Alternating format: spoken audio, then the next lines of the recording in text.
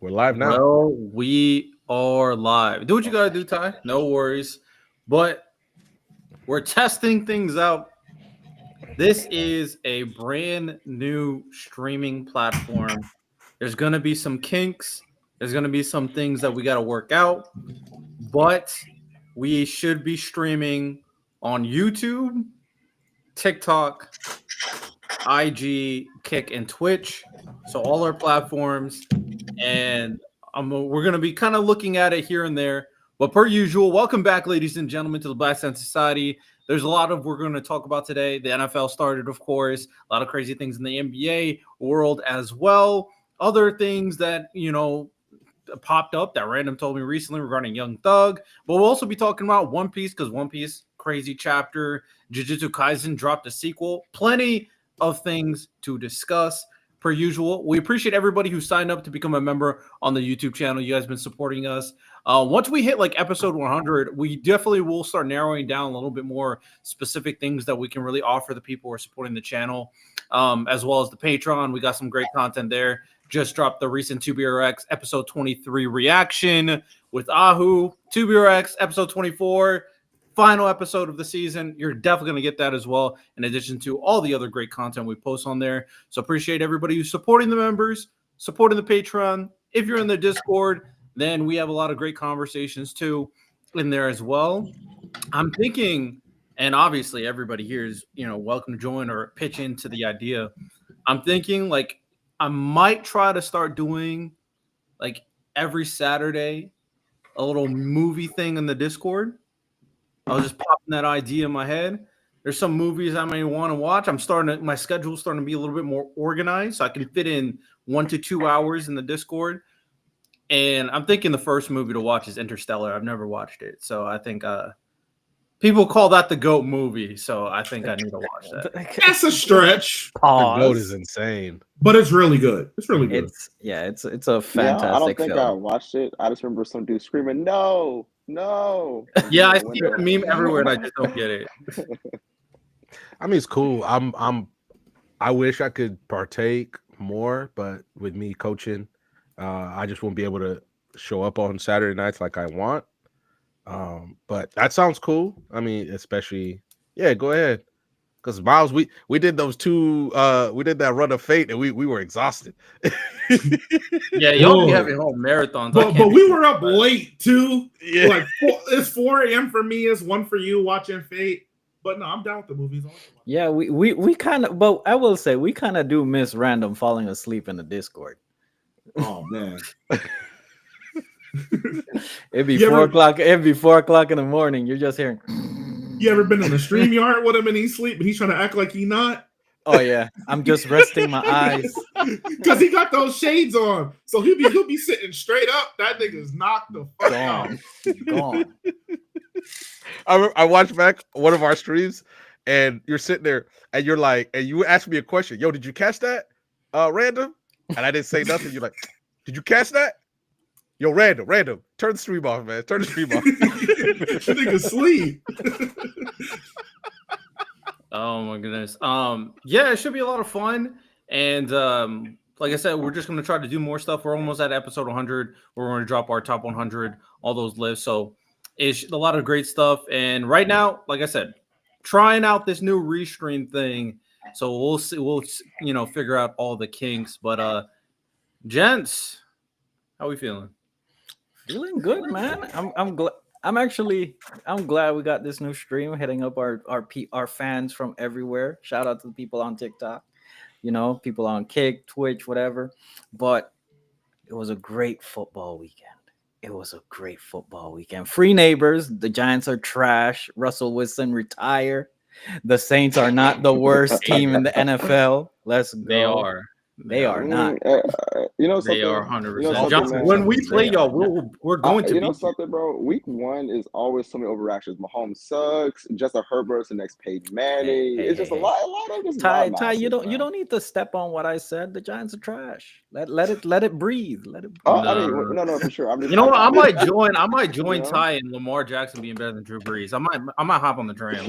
There's so many other players you could say before Drew Brees. I don't know. know, man. I'll say this: Drew Brees would have converted that third down. What has he done? What has Hey, he man. done? Show the clip. Show the clip. Show the clip. Show the clip. Show the clip. Show it. He would have converted that third Well, round. We have Whoa. another UU top 5 supporter. What? It's not Jesus. Ken. This is bad. This is bad.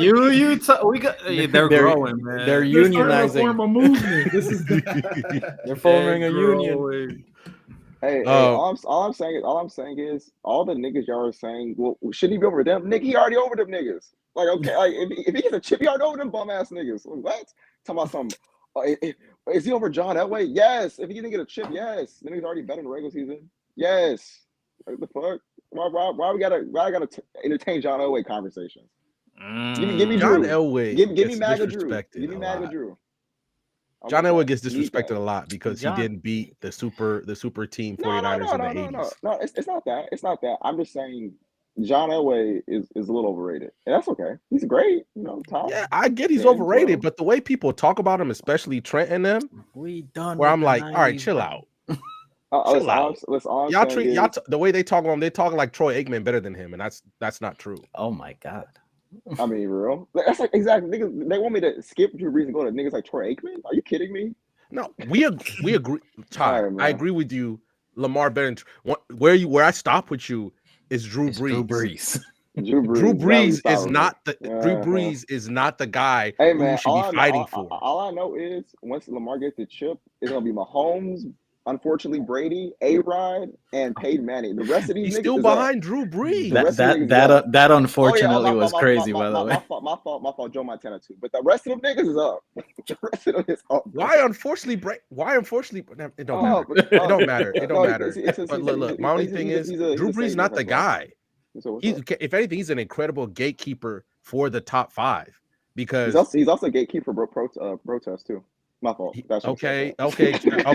Tom Brady cheated. Peyton Manning used HGH. Aaron Rodgers is a horrible teammate. Plus, he also people don't talk about his Deflategate scandal. He likes his balls overinflated. Pause. I'll say Peyton he never barred a protest, but it doesn't matter. Hey, listen, MAGA Drew, we coming for you, bro. We coming for you. Hey, we'll save the football talk a little bit later because there is an actual interesting conversation going on, and it involves Lamar Jackson. So we'll talk about that a little bit later. But everybody else feeling? How we feeling? Good. Great weekend of football. No, it was entertaining. Nice, cool weekend of anime too. Mm-hmm. Anime was cool. I'm depressed because my GOAT lost in tennis, so I'm not happy about that. You watch tennis like that? Mm-hmm. Okay. Who you had? My nigga Jonik. What you mean with that? Carlos is cool. Carlos is respect that him. dog. He that.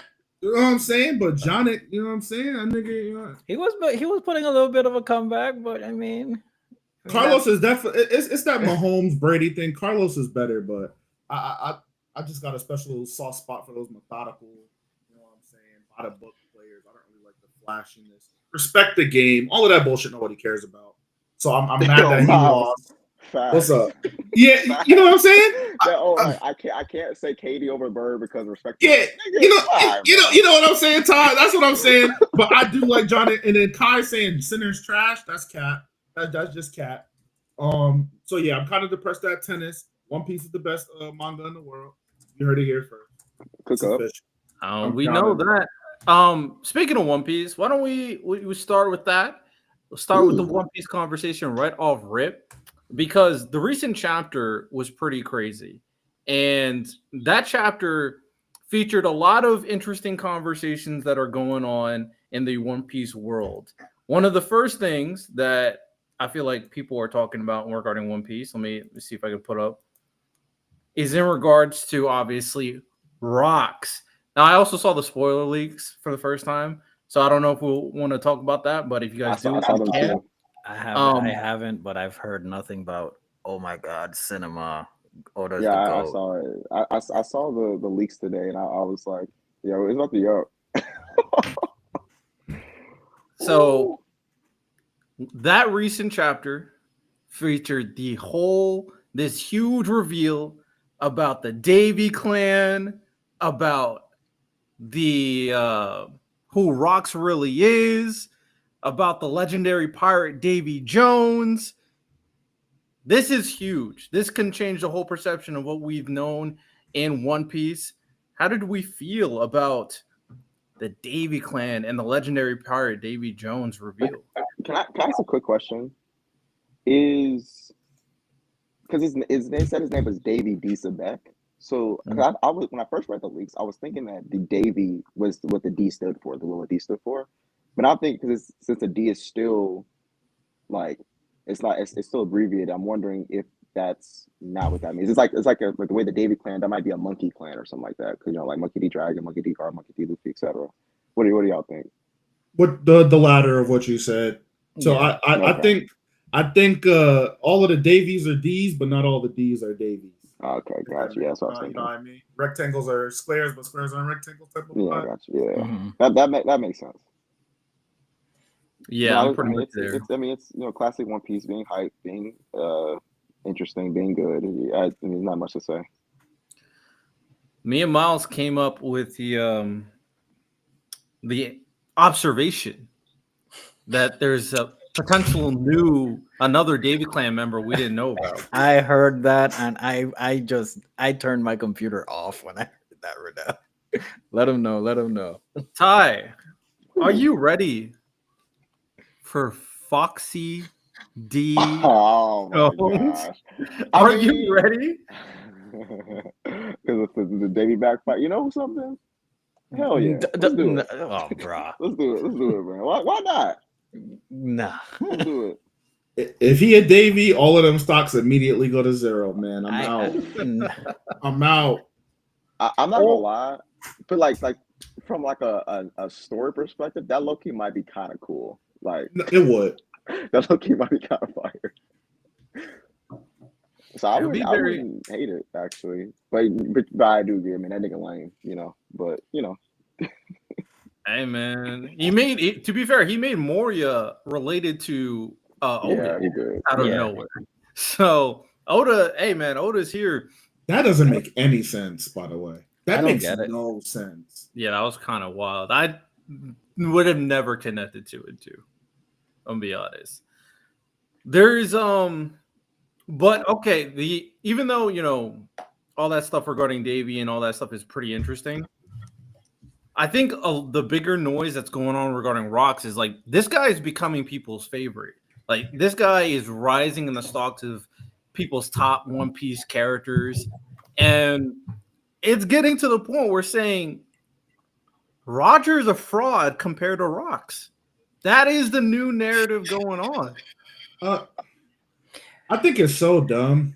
It's Like, so bad. Everybody has to get inspired by someone. So instead of looking at Rocks as like the inspiration for not only Roger but a lot of people, they're saying because he's kind of doing the things that Roger goes on to do later that he's a fraud. When technically Roger accomplished more than Rocks ever did. I'm just confused. It's literally just the way everything with Rocks has been highlighted, from his introduction to his story about all the fights and how he got everybody on his crew, to his fight with Harold, showing up on Emu. Like, he's just ore farming, so everybody's gravitating towards that. He is, but I think also people are thinking that he's the only person that's fighting for freedom, and Roger is just a world government dog. I'm like, bro, are y'all serious? The dude that was the Luffy before Luffy. Y'all think that he just like set slaves up to die? Like, come on, bro. Obviously, that story that Sengoku told is not the full scope of the story. Clearly, clear. Like, y'all think that he saw slaves getting killed? He's like, you know what? Let me help these niggas out. Y'all think Roger did that? Come on, bro. Like, that's how propaganda works. That's how when things are propagandized, they shift the narrative. That's the point. And we've seen it multiple times take place in the One Piece world. So I'm not sure why the Marine perspective will be the perspective that everybody runs with. And then another thing, their journey kind of mirrors what we see from Blackbeard and Luffy. Rock started off really strong like Blackbeard, rookie pirate, and looked like he was speed running the whole thing. Powerful crew, a lot of notoriety, did his thing on the sea. And although it took Roger a little longer, Roger eventually caught up and surpassed him. The same as Luffy.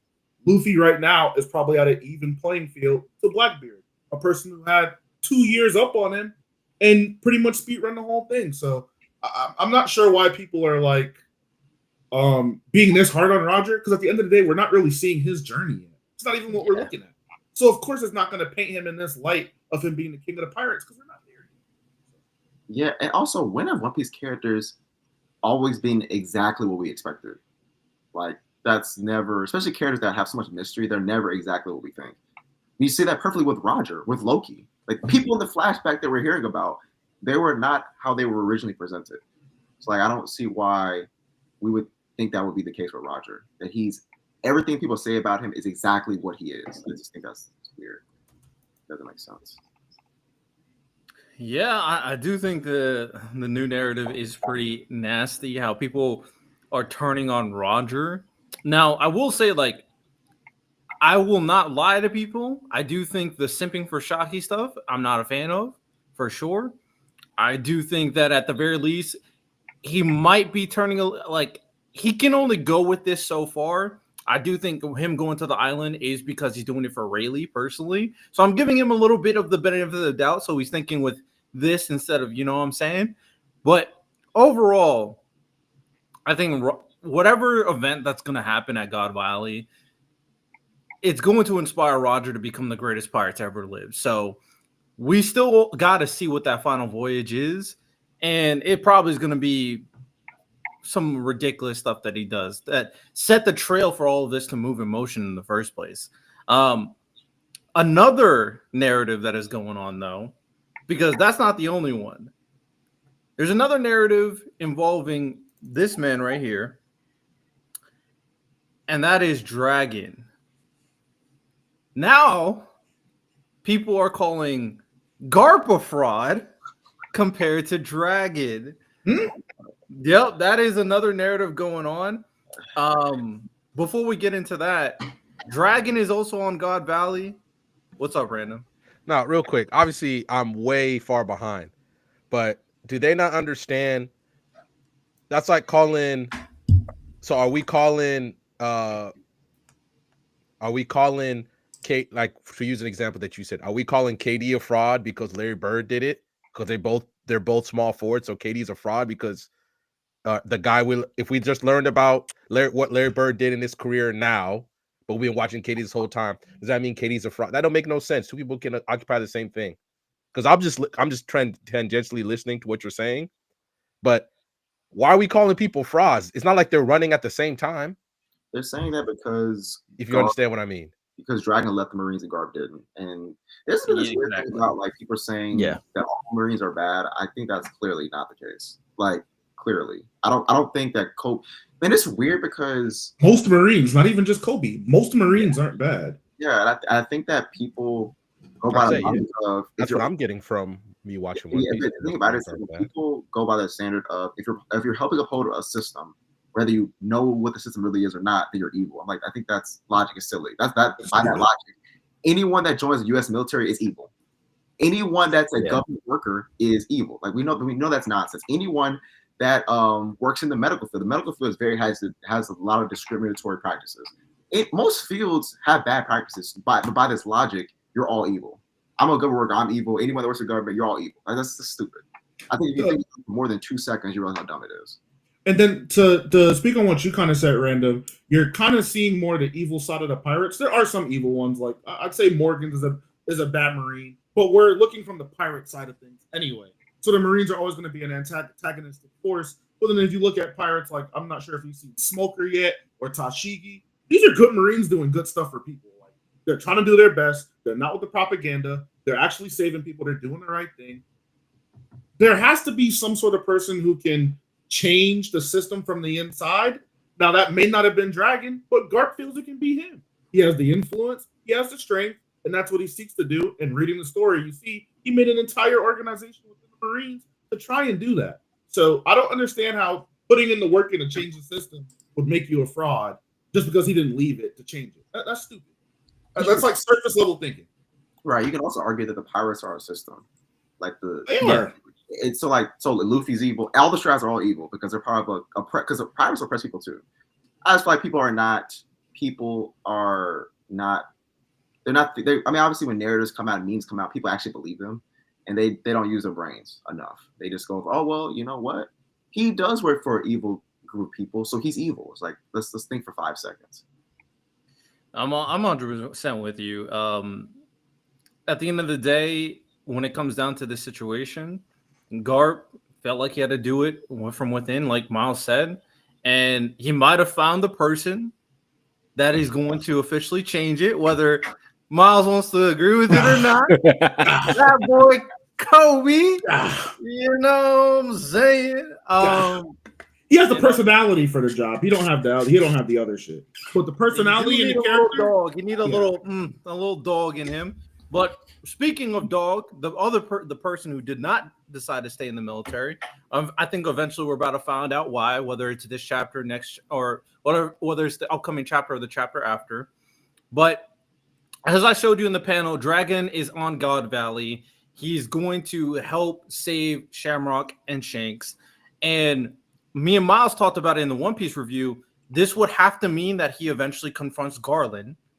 And this would also have to mean that he eventually, meets Roger. He's going to meet all the big guys. And something's going to change who he is. Well, right now, this guy, Dragon, in all intents and purposes, is a normal soldier. So he has to get something that evens out the odds to the heavy hitters. And like I said, we talked about this. Do we think Dragon is going to get his devil fruit on God Valley? I believe so. I think it has to at this point.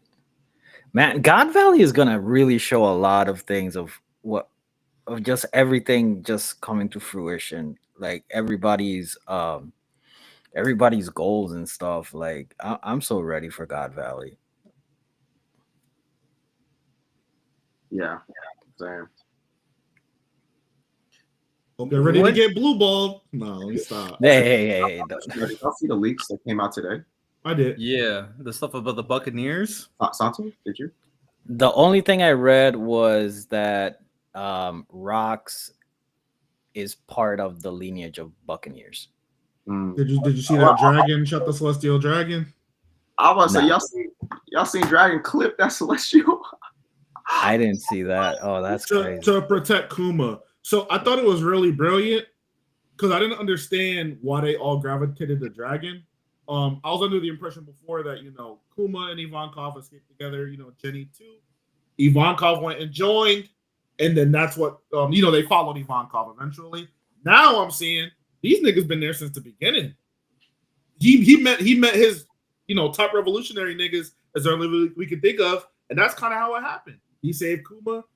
Kuma probably looked up to him. Ivankov, same situation, and that's how they wound up following him. Like Oda, mind you, this is supposed to be a flashback about Harold. We're learning a whole lot about all of the cast, and it's crazy. I think it's really good misdirection. You thought you were getting a Loki flashback. Now we're getting a Rocks flashback. Mm-hmm. And then a dragon. Like, that's why also, I wonder if we're going to see a Kainu at some point in this flashback. We should.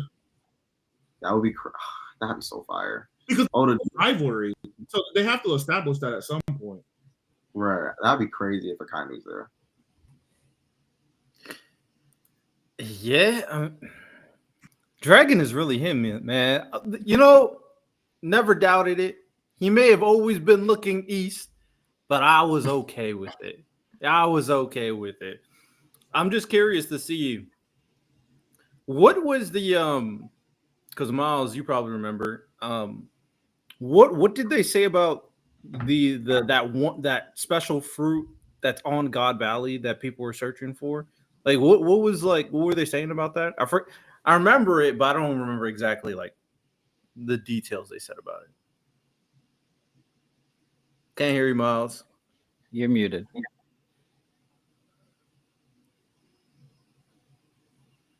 Kainu the donut maker. Jesus Man, I mean, Christ. still can't hear you.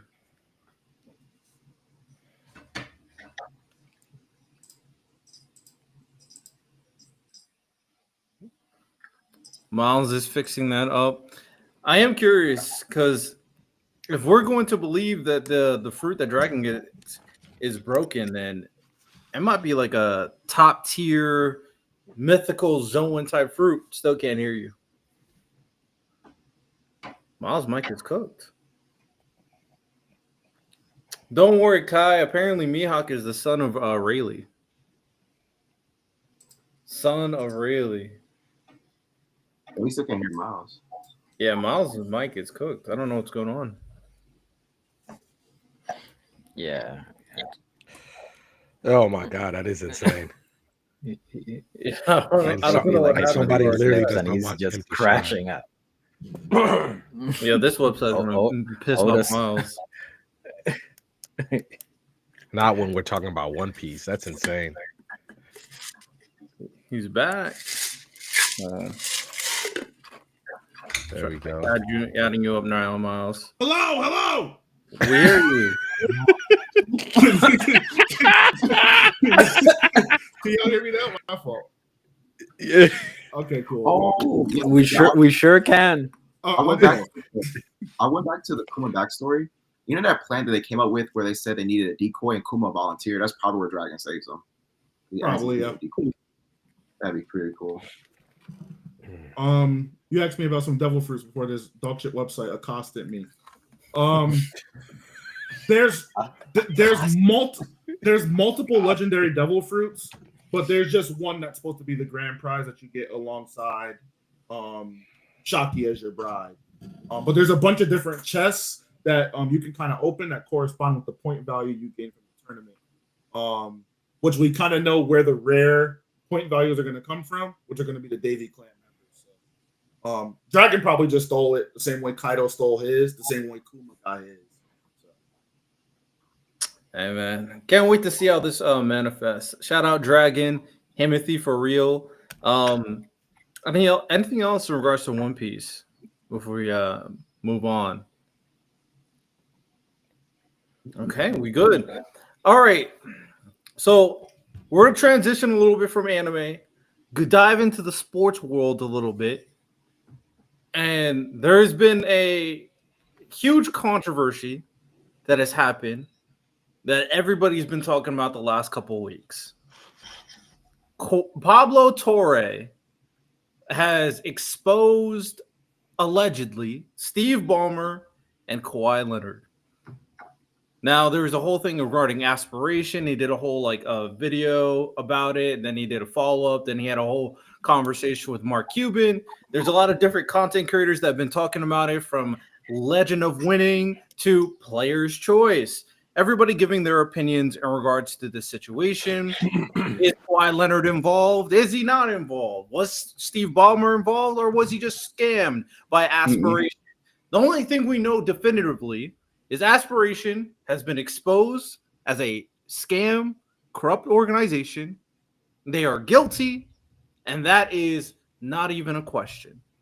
The question is, did Ballmer do this intentionally? Yes. And did Kawhi Leonard also do this whole salary cap circumvention intentionally?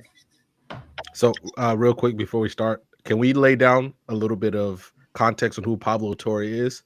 Because me and Santo have clearly been talking about him, but Pablo Torre has been on one of the most generational runs a journalist has ever had, and I'm not saying that hyperbole. He got the NFL twice in a summer.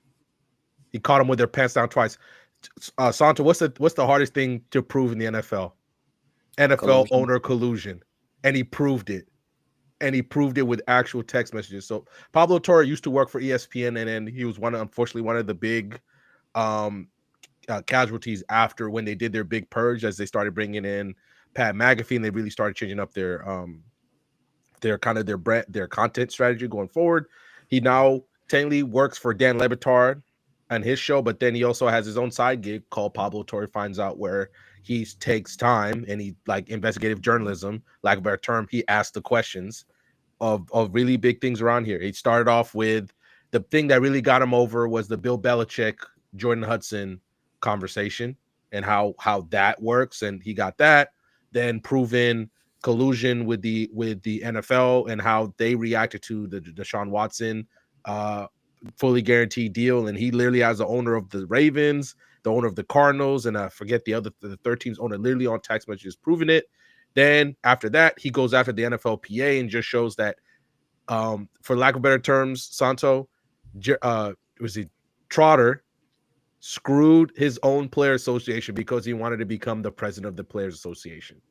And then after that, to try and gain some faith back, he tried to get the NFL players to fake injuries. And guess what the owner's not going to do? They're not going to fall for that. And then Now after, connected to Miles left.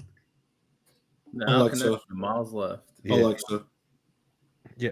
But after that, basically Pablo Torre is a very good investigative journalism. He won I believe he won either won it or was nominated for a Peabody this year. And then right after that was this.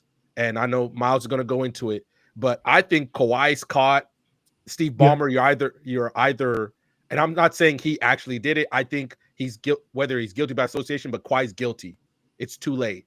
So, and that's how I feel. But go ahead, Miles. I wanted to just kind of cover our bases, and if we're going to cover it, let's cover it right. I want to kind of give a little bit of background information to our viewers. I took a lot of notes from me watching a lot of these videos. I'm not going to go through everything, but just some like ground rule stuff. So the way Pablo was actually able to find out what we're talking about was because of something very simple and something that we kind of all have access to. When this company, when they were my brain, when the founder, Joe Sandberg or whatever, was found guilty of his wire fraud situation, the company, unable to sustain itself, had to file for bankruptcy. Mm-hmm. Now, when you file bankruptcy, you have to list all of the people that you owe money to. And the third person in that listing was Kawhi Leonard's LLC. And the second was actually Steve Ballmer himself. Kawhi Leonard being owed $7 million of the term they agreed to, and Ballmer owned some of like $20 or $30 million. Now, where we kind of say Kawhi, there's no way he can be innocent of this, but where he can kind of feign ignorance and maybe get a reduced kind of penalty is that anybody who knows Kawhi Leonard knows Uncle Dennis. That was the person that kind of stepped up when his father died. He handles a lot of Kawhi Leonard's legal dealings, a lot of his front office meetings, things like that. And the problem is he was basically the sole person taking all legal notices for that company. So at a baseline, you can kind of say, okay, Kawhi didn't really know. Uncle Dennis did this on the back end. The problem is if Kawhi is receiving this money and then using it, it's ill-gotten gains regardless. Him not knowing doesn't change the fact that he's using ill-gotten gains, but behind the NBA's back, which goes against his contract, and that's a serious offense. The way how Steve Ballmer, to me, is an idiot and how he kind of gets involved. He gave a $50 million donation to the company, labeled as a sweetener, and that same $50 million was used to kind of cover the deal they made with Kawhi Leonard, which was a $28 million deal that was to be paid over 4 years, $7 million a year, $1.5 million each quarter, paid back in arrears. So very, very messy stuff. And it's kind of crazy that Kawhi, known to be this very frugal, used the same car since high school, penny pinching, kind of dude, is kind of wrapped up in something like this. But as far as I'm concerned, at least my take, W journalism from Pablo, I think everybody caught in this is pretty much cooked. I don't see any way they walk out away from this without a guilty verdict. I think it's sad. Y'all niggas make too much money to be doing this shit, man. And Steve Ballmer, you're the 9th richest nigga in the world. And you can't even do this smarter? I'm not even talking about not doing it. Smarter? Be for real.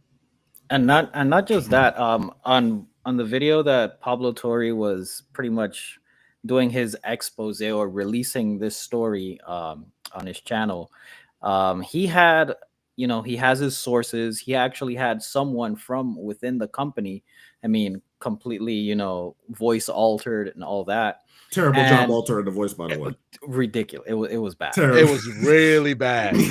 Really bad. But one thing that person did mention was in terms of payment. We saw that this company had people like Robert Downey Jr., Leonardo DiCaprio, other A-list celebrities. Doc Rivers. Drake. Yes, Drake as well.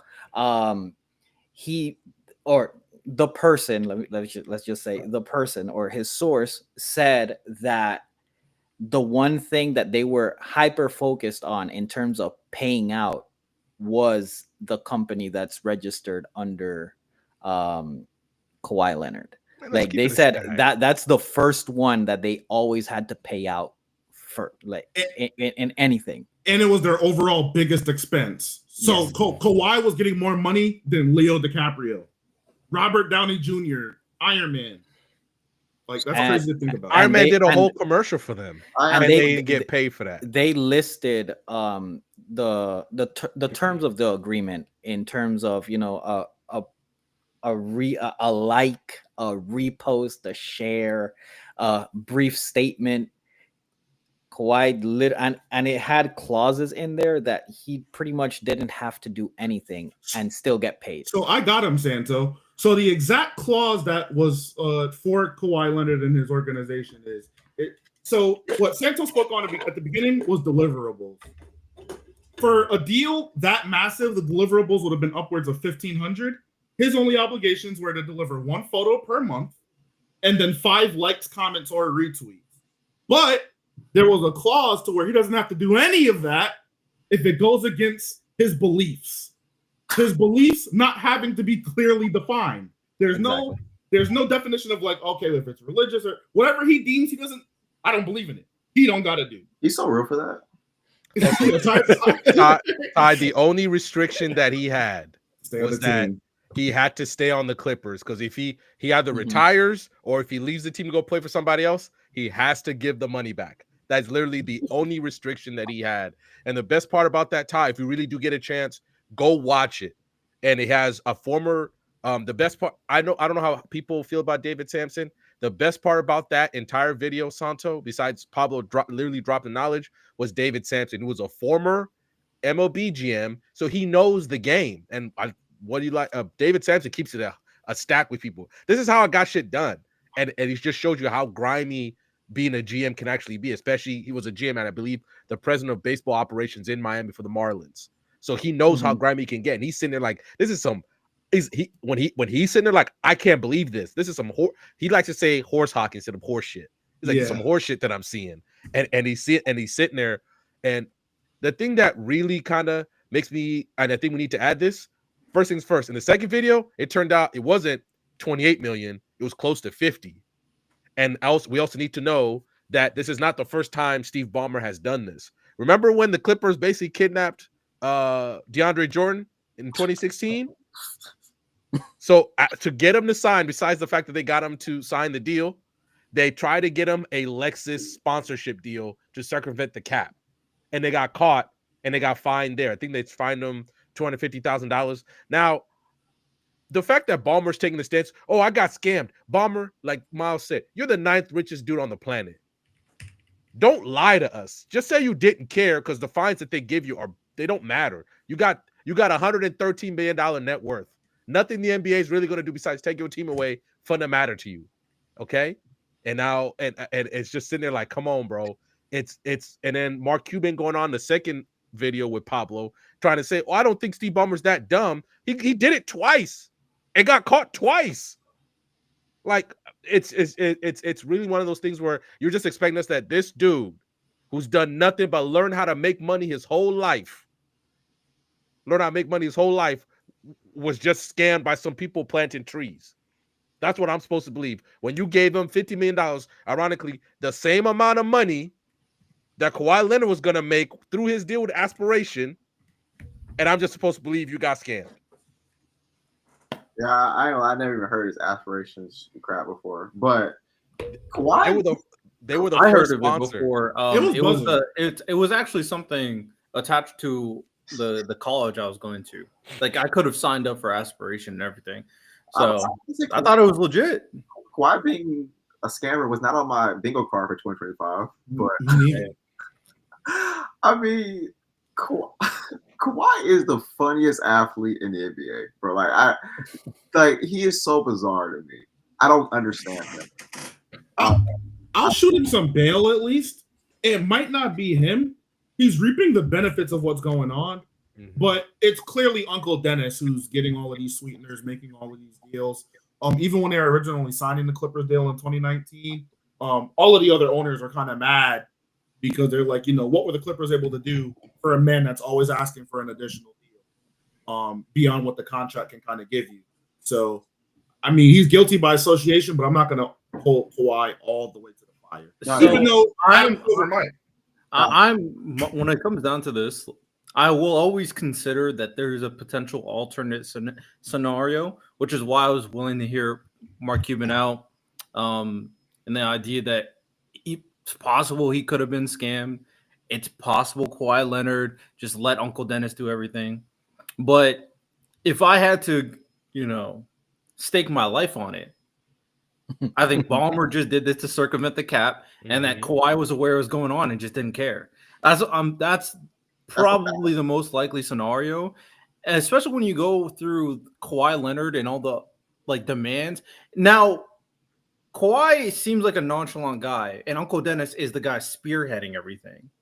But you still have to say yes. Yeah. So Yeah. at the end of the day, there's multiple. Well, the whole allegations with the Lakers, where he's asking for all this shit for his family, and then he was asking for a jet or something, and he was asking for a bunch of stuff, and the Lakers was like, "Bro, you're doing too much." So in this situation, I can't give nobody bail because it just seems so suspect. I'm not gonna lie. Saw State Twins. When Steve Ballmer threw him under the bus, I'm like, bro, Synchronicity, Santo. my bad. What would you say, Ty? I was saying when Steve Ballmer threw Kawhi and him under the bus, I'm like, bro, you trying to tell me you weren't involved? Come on, man. That's literally probably the only thing, short of, because I bet somebody in his lawyer said, I know you got this interview. Don't do the interview. This is something that Santo, you deal with in marketing. I deal with in marketing. Like Steve Ballmer just went on ESPN and thought I could just talk this away. But random. My thing, if he wouldn't have donated that $50 million that was designated to pay Kawhi, and he would have been good. Clear. He could have played as dumb as he wanted to. Exactly. Motherfucker, you donated money and called it a sweetener. Are you retarded?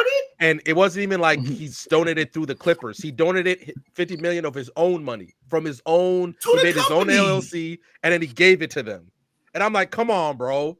Like, that's why they changed their statement too after Pablo came out. Pablo spent 7 months finding this out. It ain't like he just saw this last week and dropped it. He spent most of the year learning this. Y'all gotta understand, Pablo don't mess around. He's literally being watched by the NFL right now every time he does a media appearance. Like they're trying to find something to shut him down right now.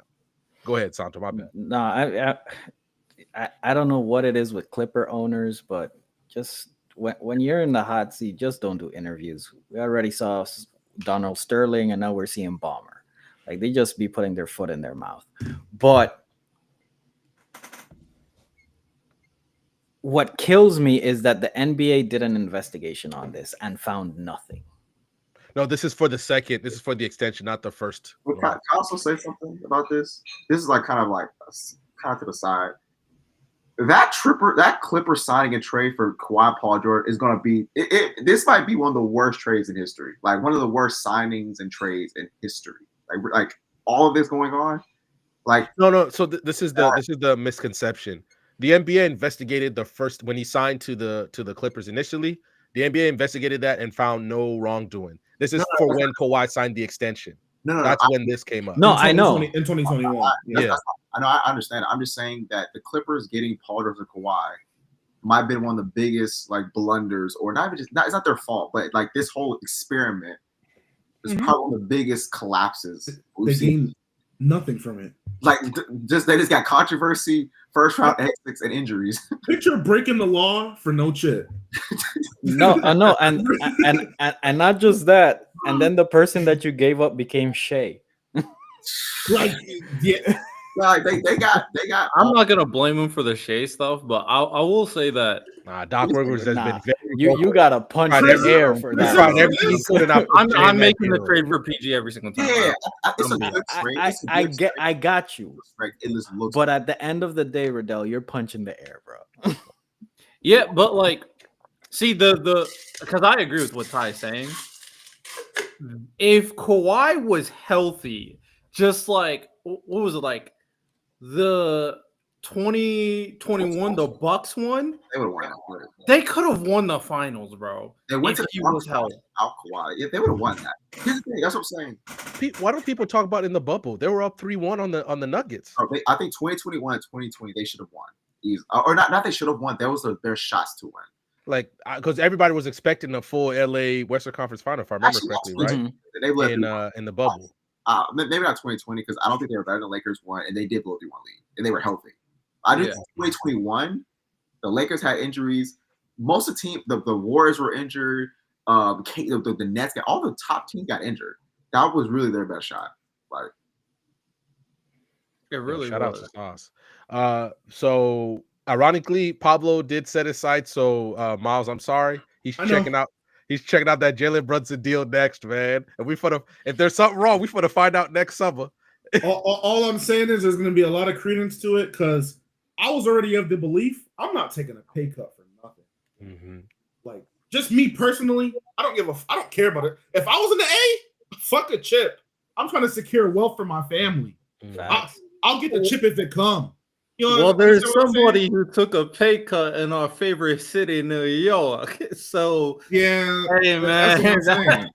Hey, I hope it doesn't come out to be true, but it's looking likely because he took those pay cuts. It has to come from somewhere. Real quick though, I wanted to talk about consequences real quick because there is a precedent for contract manipulation in the NBA. Mm-hmm. So at a baseline, because I'm assuming Adam Silver might be even harder on it this time around. But the other situation happened with Joe Smith and the Timberwolves around the time that they had KG, and one of the reasons why they were unable to build around him, where the team was unfortunately costed $3.5 million in revenue. The owner at the time was forced to step down for, I believe, a 2-year suspension, and they lost 5 first-round draft picks.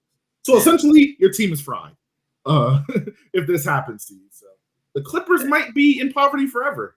But the Clippers also traded away all their picks, so maybe they knew.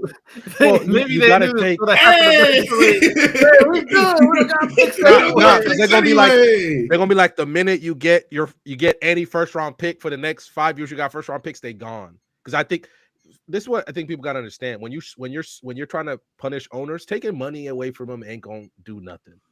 You gotta punish their ability to create a squad, which ironically affects their way to make money. So the 5th round picks, sure, have Steve Ballmer. You can't even go to Intuit Dome, which, by the way, maybe the best stadium I've ever been to when I went to Money in the Bank in LA. One of the best stadiums I've ever been to. But you can't be with your team for a full year. You got lost first round picks. Even the revenue, I think, is a good thing. I think that's the base on the fact that he's been caught twice. Miles, you gotta throw the book at him. This is the second time he got caught. You got to throw the book at him. What would be the book at him? He got to step down as owner. Somebody else got to take the team. That's what I'm thinking. That'd be the only thing. Because you just can't keep suspending the nigga. My thing is, and I get where you're coming from. I'm the 9th richest man on earth. I don't give a fuck. You got to just take the team from him.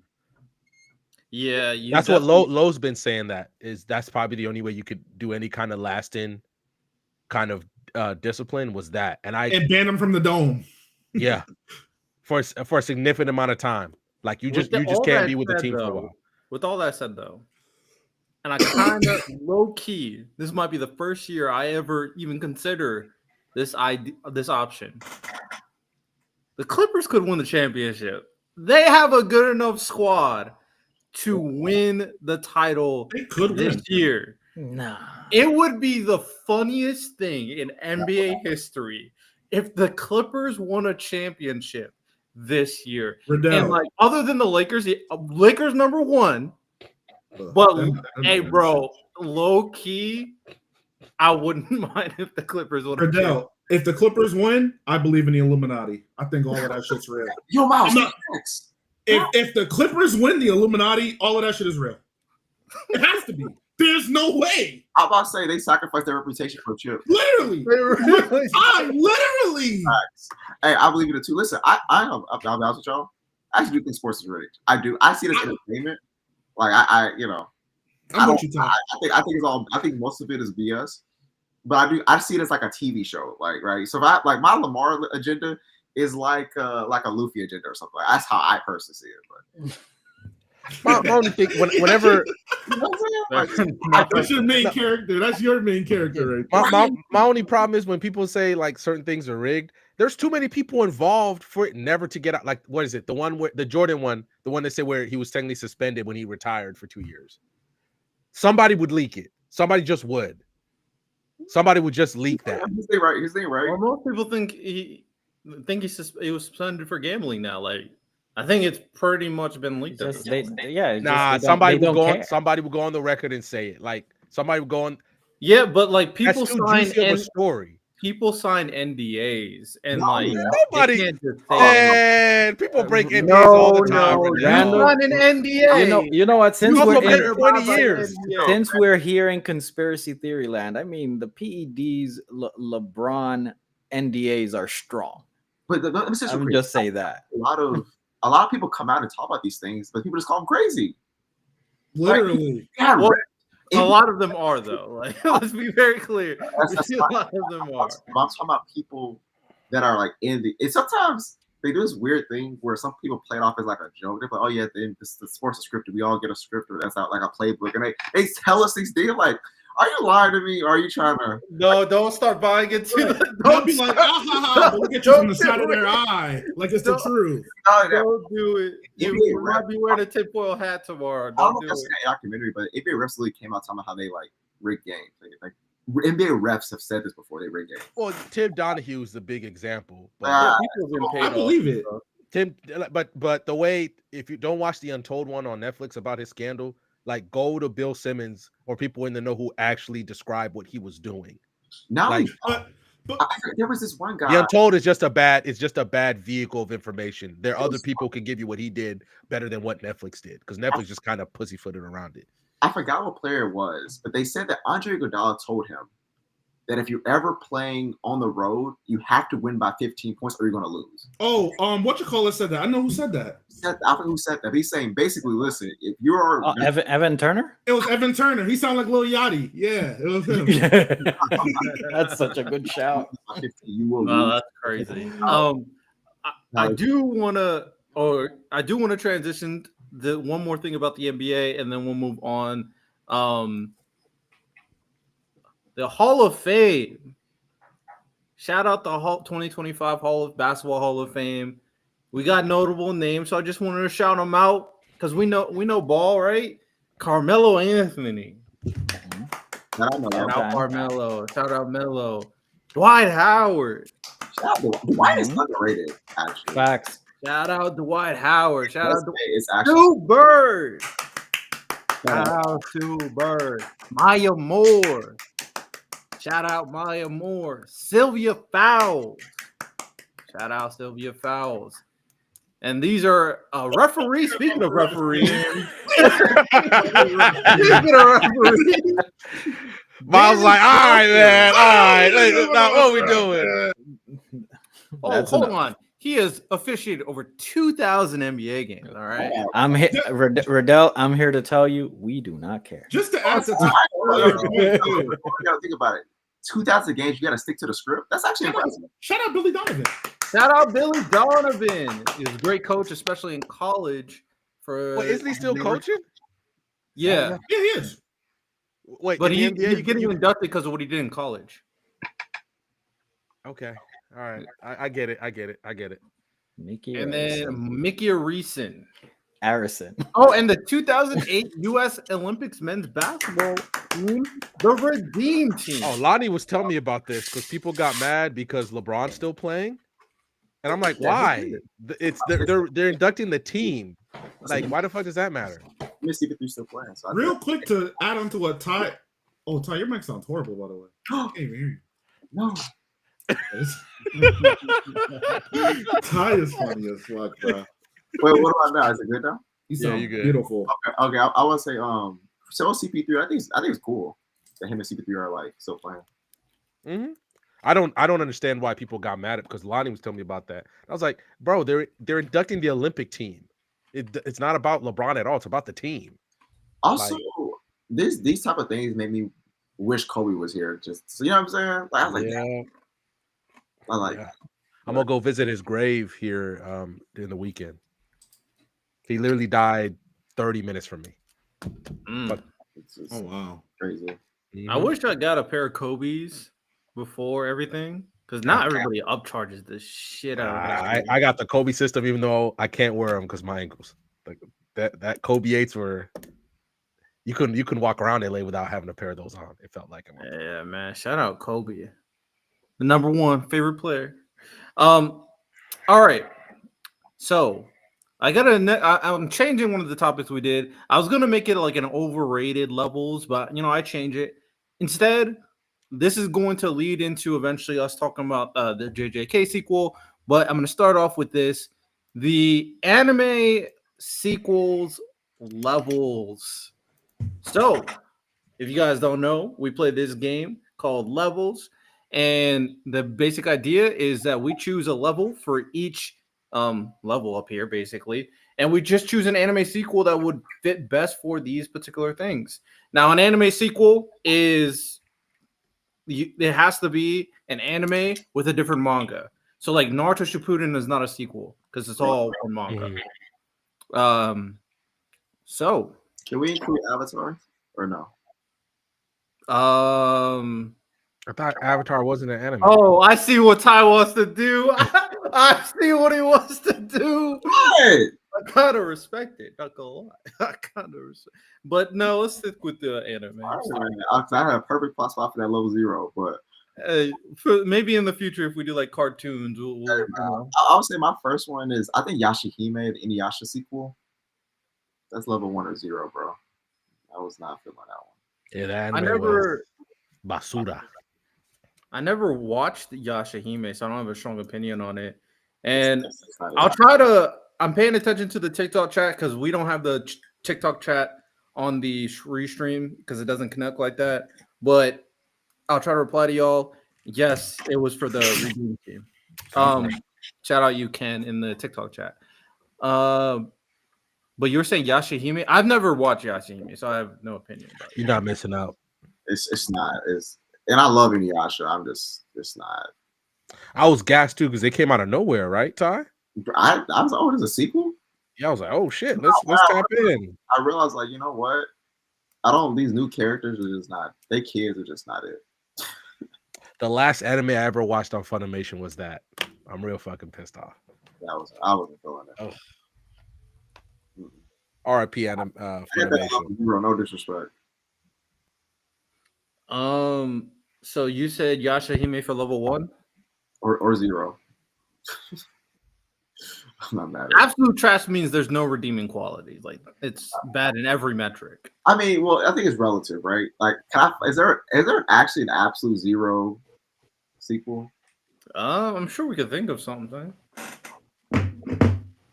We just got to put our brain cells together. I mean, if the Boruto manga didn't start cooking the way y'all was talking about the anime, yeah, Boruto manga is not level 0. It's not a 0. The way y'all was slandering the anime when it first came out. The way they were slandering. Oh, they. Okay, I mean, they. Okay. Right. My bad, Miles. I apologize. Thanks. I didn't even watch it. I'm not gonna lie. Fly Guy Kai might have cooked. Eureka AO? Eureka 7 AO. Eureka 7 AO is ass. Not only as a sequel, as an anime in general. That might be the worst thing I ever watched in my life. You want to put that level 0? I think we can put that level 0. Dragon Ball GT. No. Zero? Bro. Zero. Are we talking the totality of GT or just the beginning? Because the beginning is ass. Whichever one you want. If you want bro. All right, fine. Nah. I'll put it at 1. It's a 1. Nah, it's 1. I'm fine with Ty, but why are you no. Wait, set the stage though, Ty. Why are you so low on GT? So I don't think it's higher than a 3 for context. Okay, let me preface this one. Okay. My standards for series when I really love a series and it gets a sequel, so I'm more harsh against it because it disappoints. So for example, is Korra actually a 0? It's not a 0, but I was in love with Avatar. I was so hyped for Korra, and it just disappointed me that I can't forgive it. You know what I'm saying? And that's the simple GT. I'll put GT at 1. Okay, so we locking in Dragon Ball GT level 1. I'm You good. can- I'm good with that Eureka. You can put E7AO as 0. I'm talking about when you handle characters that already existed and have lore established. Horrible. Romance, horrible. Time travel, horrible. Mech fights, horrible. Side characters, horrible. Setting, pretty good. Everything else, everything like everything else that makes an anime. There's the conflict doesn't make any sense. None of the themes are consistent throughout the beginning of the story, and they ruin previously established characters. It doesn't do anything right. Like nothing. Bro said, Honestly, bro said his shoes whack, his dick whack, his haircut whack, the way he talks to women whack. But he's kind of funny though. we gotta put one of these Sword Art Online sequels up in here somewhere. I like. Well, we already got. They're actually. No. You know what I'm saying? I'm saying on the list. I'm not saying where. I'm saying on the list. I mean, we didn't put Tokyo Ty, what sequel? Ty hurting me now. What sequel's bad? No, I'm not saying it's bad. I'm saying put one on the list. Oh, okay. I want to start crying. I didn't watch the sequels. I'll say that the only one that was like horrible to me was like, and random. I know you're locked in like I was. The whole cancer patient arc where the girl had cancer, or her whole crew had cancer. Excuse me, and they were all terminally ill, but they just happened to be OD at the game. I wasn't buying. I was like, all right, bro. So, and the way they don't want to show that Kirito fucking lost to her. They're like, oh yeah, she has a secret move that nobody else knows. That's not even in the game code. How the fuck she got that? And I'm like, what the fuck? And then the way they show it in the anime, especially, is like he didn't lose. He was just kind of, you know what I mean? And I'm like, all right, bro. Like, is this dude the truth or not? Like, what are we talking about here? But that shit was. But bad. Then Alicization after cooking. Woo! The goat. If Miles, if SAO was like that from jump, Alicization is crazy. I'm pulling up every time. Alicization is crazy. I even bought the little quick. Oh, the knight and the dude who has fire fists. Yeah, his introduction was great. They fell in love. The next episode, I was locked in. I said, absolutely, yeah, let's go. Like, what the fuck? Now I'm hot. Now I'm hot again. I don't understand how you like Gun Gale. I don't know how you don't like Gun Gale. Gun Gale's actually really good. I thought it was really good too, Santa. But which I like the spinoff. I don't like the regular Gun Gale, except for Shion. Shion's goated. As a Call of Duty fan, I love Gun Gale. I was like, we here. The spinoff is fire. I don't care what nobody says. I should have been saying this more, man. We got a new thing, so we don't have the whole like tab where we have everybody's notification thing. So I gotta catch it. But shout out Solo becoming a Bankai member. We don't forget Solo's $100 super chat last podcast. So he's real. GOAT, shout out Solo. I'm sad I missed that. Also, my guy can't put in the chat Soul Eater, because Soul Eater did have a sequel. It was like Soul Eater Not or something, I think. No, I wouldn't count that. It's like one of those like mini, very tangential slice of life. Not really. Question. It wasn't. Does Gundam Wing Seed make it up there for you? What, as 0 or like as like we already got level 0 and level 1, so now we just need level 2 to 5. Oh, then disregard. 2 means what? Good. 2's mid. See, Seed is not even mid, so it can't go there. Man, Dragon Ball GT's mid. I don't think it's bad, bro. That's where I'm at. I'm saying it's mid. Most of it's not good, bro. It can't be mid if most. I'm not gonna lie. I'm kind of standing with Ty because the only shit I liked about it was Baby. I thought Baby as a concept was cool. Facts. I agree with that. And then I thought the negativity in the Dragon Balls and that was cool too. That was cool. Super 17. Ooh. You know what? I feel like the concept of it was cool, but the explanation of the Black Star Dragon Balls just makes no sense. Where the fuck these Dragon Balls come from? Why were they always like none of it? Just like Dragon Ball GT has some cool ideas, like consequences for using Dragon Balls. Just like now the question is where these fucking Dragon Balls come from? Like you know what I'm saying? Or if they do decide to adapt that. Super chat from Angie. W Solo Bon Who wants to do this justice? Who got the energy? I can't do it. I'm You gotta yell it with full. Come on. Nah, Ty, come on, bro. Y'all know I don't care. I'll yell it. I don't give a fuck. Y'all want me to do it? Go for it. Yeah. Bankai! Right. As me, it had to be And then say the second one. Oh, what sword do I know? Bankai! Kamishini no Yari. Bankai! Senbon Kageyoshi. I don't know That's all I any know. of these. Miles, you also gotta say yeet. Yeet! Yeah. I don't know any of them on names, bro. No. All I right. know like 3. Daigoden Hiyamaru. Senbon Canon TikTok says Alliization Underworld arc is elite, and then he said Soul Eater is the sequel to Fire Force, which technically is. That is true. Technically. Should Should we just put Dragon Ball Super for level 2? Mid? Yeah. It's mid. I'm not. I think it's fine. mid. I'm not mad at that. Well, Cool, wait. yes. So I think that the anime is mid. I think the manga is just good. The manga's good. I think the anime is mid though. So let's do just I've anime then. fair. I've watched the first half of the anime, and then the second half I read the manga. So. You know, anime is fair because anime came out first. We need to do anime. Anime is mid. Sure. Okay. Dragon Ball Super. Mid. Let's put in parentheses anime. No. Nah. W agenda. Of course. All right, level 3. Now let's talk about some good stuff. We got Boruto. We got Four Nights of Apocalypse, which I think those two are good sequels. We got Fate Stay Night Unlimited Blade Works. Ooh, brother. You don't think that would be level 3? Mid. I'd put that in mid. Really? I mean, I think the original Fate Stay Night is definitely like Yeah, Fate Zero? Huh? Wait. You're talking about I get what you're saying. No, the original, yeah. The one without You're saying Unlimited Blade Works is I'd put that good. Okay, I put that good. Yeah, Limited Blade Works level 3. The normal one, yeah, is not that great. Oh, okay. But okay, what are we saying? Level 3. What we feeling like? I trust y'all on Boruto. I'm fine with putting Boruto. I'll give it respect, Miles. Listen, man. Boruto is good. No. The anime. Good. Level 3 is good. But Santos focused on the anime, man. Yeah, Like I told Riddell, man. Oh, to be fair, I did put anime sequels. So I guess that anime is tough.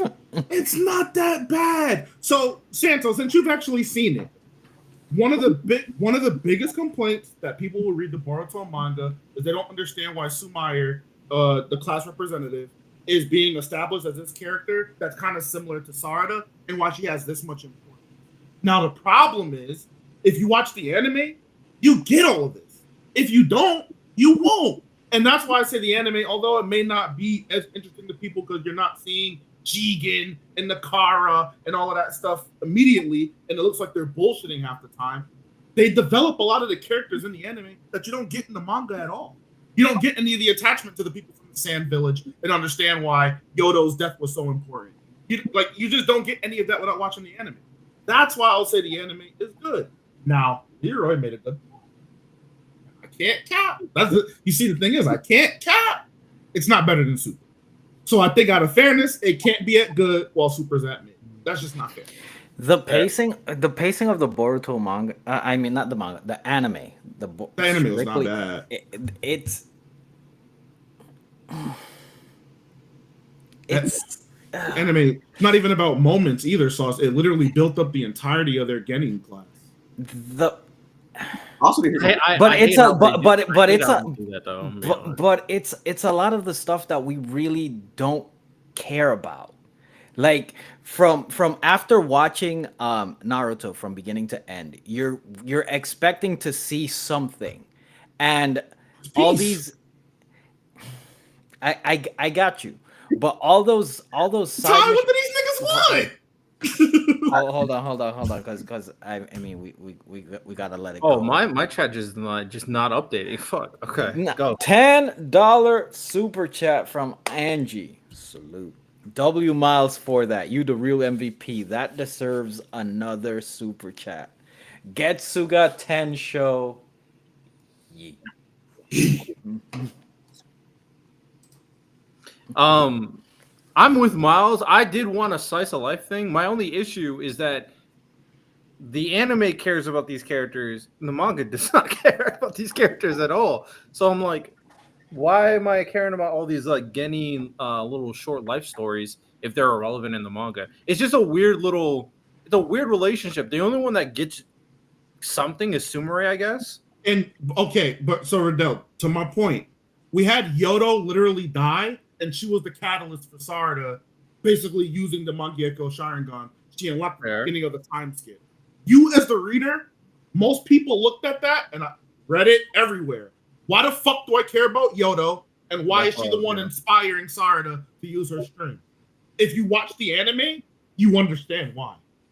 Okay, so that's the other part. I hate that the manga relies on the anime, for me to care about characters that I don't know if I should care about. It's a weird dynamic that if the Boruto anime if it was more consistent in terms of like, okay, we're gonna flush this character out like a Metal Lee, like that nerd kid who is like the rich parents, like they do those slice of life for them. The manga doesn't give two shits about those characters like at all. So it's like, what are we doing? Like, who should I care about? Listen, man. So my thing with y'all is, and it's not really towards Riddell, but it's towards the Santos of the world. Bad boy. We watched Naruto. We watched Naruto Shippuden. We watched our guys grow up. We watched them vanquish the great evil that is Madara, the Akatsuki, bring peace to the world. We have our two titans standing on top of the totem pole. I'm not sure what y'all were looking for in Boruto. Like, until the Kara is revealed way later in the manga and all that stuff, there's literally no threat. I mean, we had Boruto go to the Mist and basically stop them from making a second Blood Mist village with, I think he's a descendant of Kisame. I think he lived in Kisame in some regard. They did a lot of things that were cornerstones to the world. We got to see all of the different villages in a different light, far removed from the past that we knew them from, right? They went to the Stone Village to see Old Man Inoki. They went to the Mist. They went to the Lightning, or the Clouds, rather. I don't know what niggas were expecting, except for slice of life, trolling, and building up characters. There's no conflict. There's peace. Naruto got a fucking buzz cut like he in the army. Like, everybody's chilling. So, I don't know what y'all looking for. I can't, but you could argue that's a problem. That's not enough conflict that matches Naruto. Because you read stories and watch stories to watch conflict be resolved. But if there's conflict, then it's kind of like, why are we interested? So, but it's like there is conflict. It's just not at the level that they would like, right? So there isn't like a Zabuza Momochi or a Gaara. Those type of bad actors just don't exist in this world. Every village knows peace at this point. That's just how it is. Until the Kara come later, and that's when people glaze the anime. The Kara's so cool. I love Kashin Koji. I stand Delta. They start glazing, but you gotta get there. That's all. And when they got there, it was peak. They did the animation good. The fights were dope. Character designs are amazing. You gotta just wait. I wonder if they would have started there, and maybe when they were younger, it was like flashbacks. I wonder how that would have been received. Like, just as far as like we're at a, because you would have to kind of exceed the conflict that Naruto gave you to make the Naruto fans interested. Which is why lots of sequels don't hit the same, because they never can match it the previous sometimes at times. So yeah, I probably would have just preferred them keep on doing the slice of life stuff, but just do it with characters that either one we care about or two that you care about, like you're going to use in the manga. That's probably my biggest thing for the Boruto. Like, obviously you can keep on doing Sumire, but you can also do more with Konohamaru, because I'm gonna be honest, in the manga, that mother effer does nothing. He has stuff for the anime, and to shoot them bail too. I do want to shoot another piece of bail, and then I'm done on it, because I want to see the Boruto defender. The Boruto manga had a very rocky beginning. It had an author change, and it comes out monthly. So the anime Studio Peria had to basically wing it until they could clearly define what the manga was going to do. And when that happened, they started adapting the manga immediately. So that is kind of weird. I feel like Kishimoto or whoever should be like working hand in hand. Like, this is what I'm going to do, so I need you to do this. Like, sure they kind of do that, but then they do stuff in the anime that's completely irrelevant to the manga. So I wonder what the relationship between the anime and manga people are, because it's kind of weird. All right, back to this levels. Level 3, good. What's a good anime sequel? A good one. A good one. I'll say Four Nights of Apocalypse. I mean, I'm not mad at Gundam sequels or Sword Art Online sequels. Y'all bitching? But I think Gundam has some good sequels. I don't watch mecha, so I don't have any opinion on mecha anime. You're talking like direct continuations of Gundam? Like which one?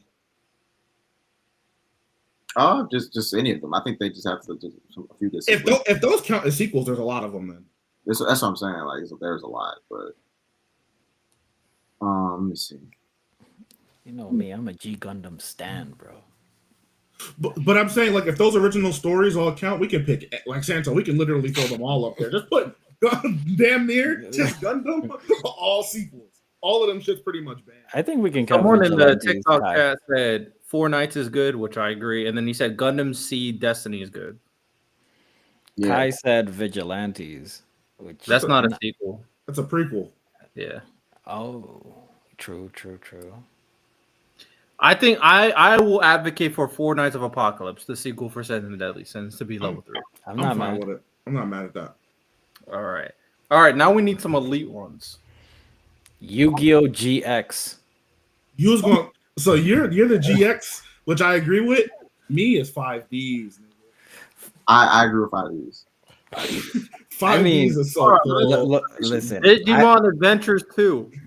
I'm gonna make sure that this is the one I'm remembering as a kid. GX was the one where they were in school. 5Ds was Yeah. the motorcycle one. where the minus, yeah, What was the other one? 5 Ds and which one you said something? GX. EX. Let me see this. They was both cold as hell. Someone in the TikTok chat said, which is also another one, Fairy Tales 100 Years Quest. Oh, we good, man. Oh, we good.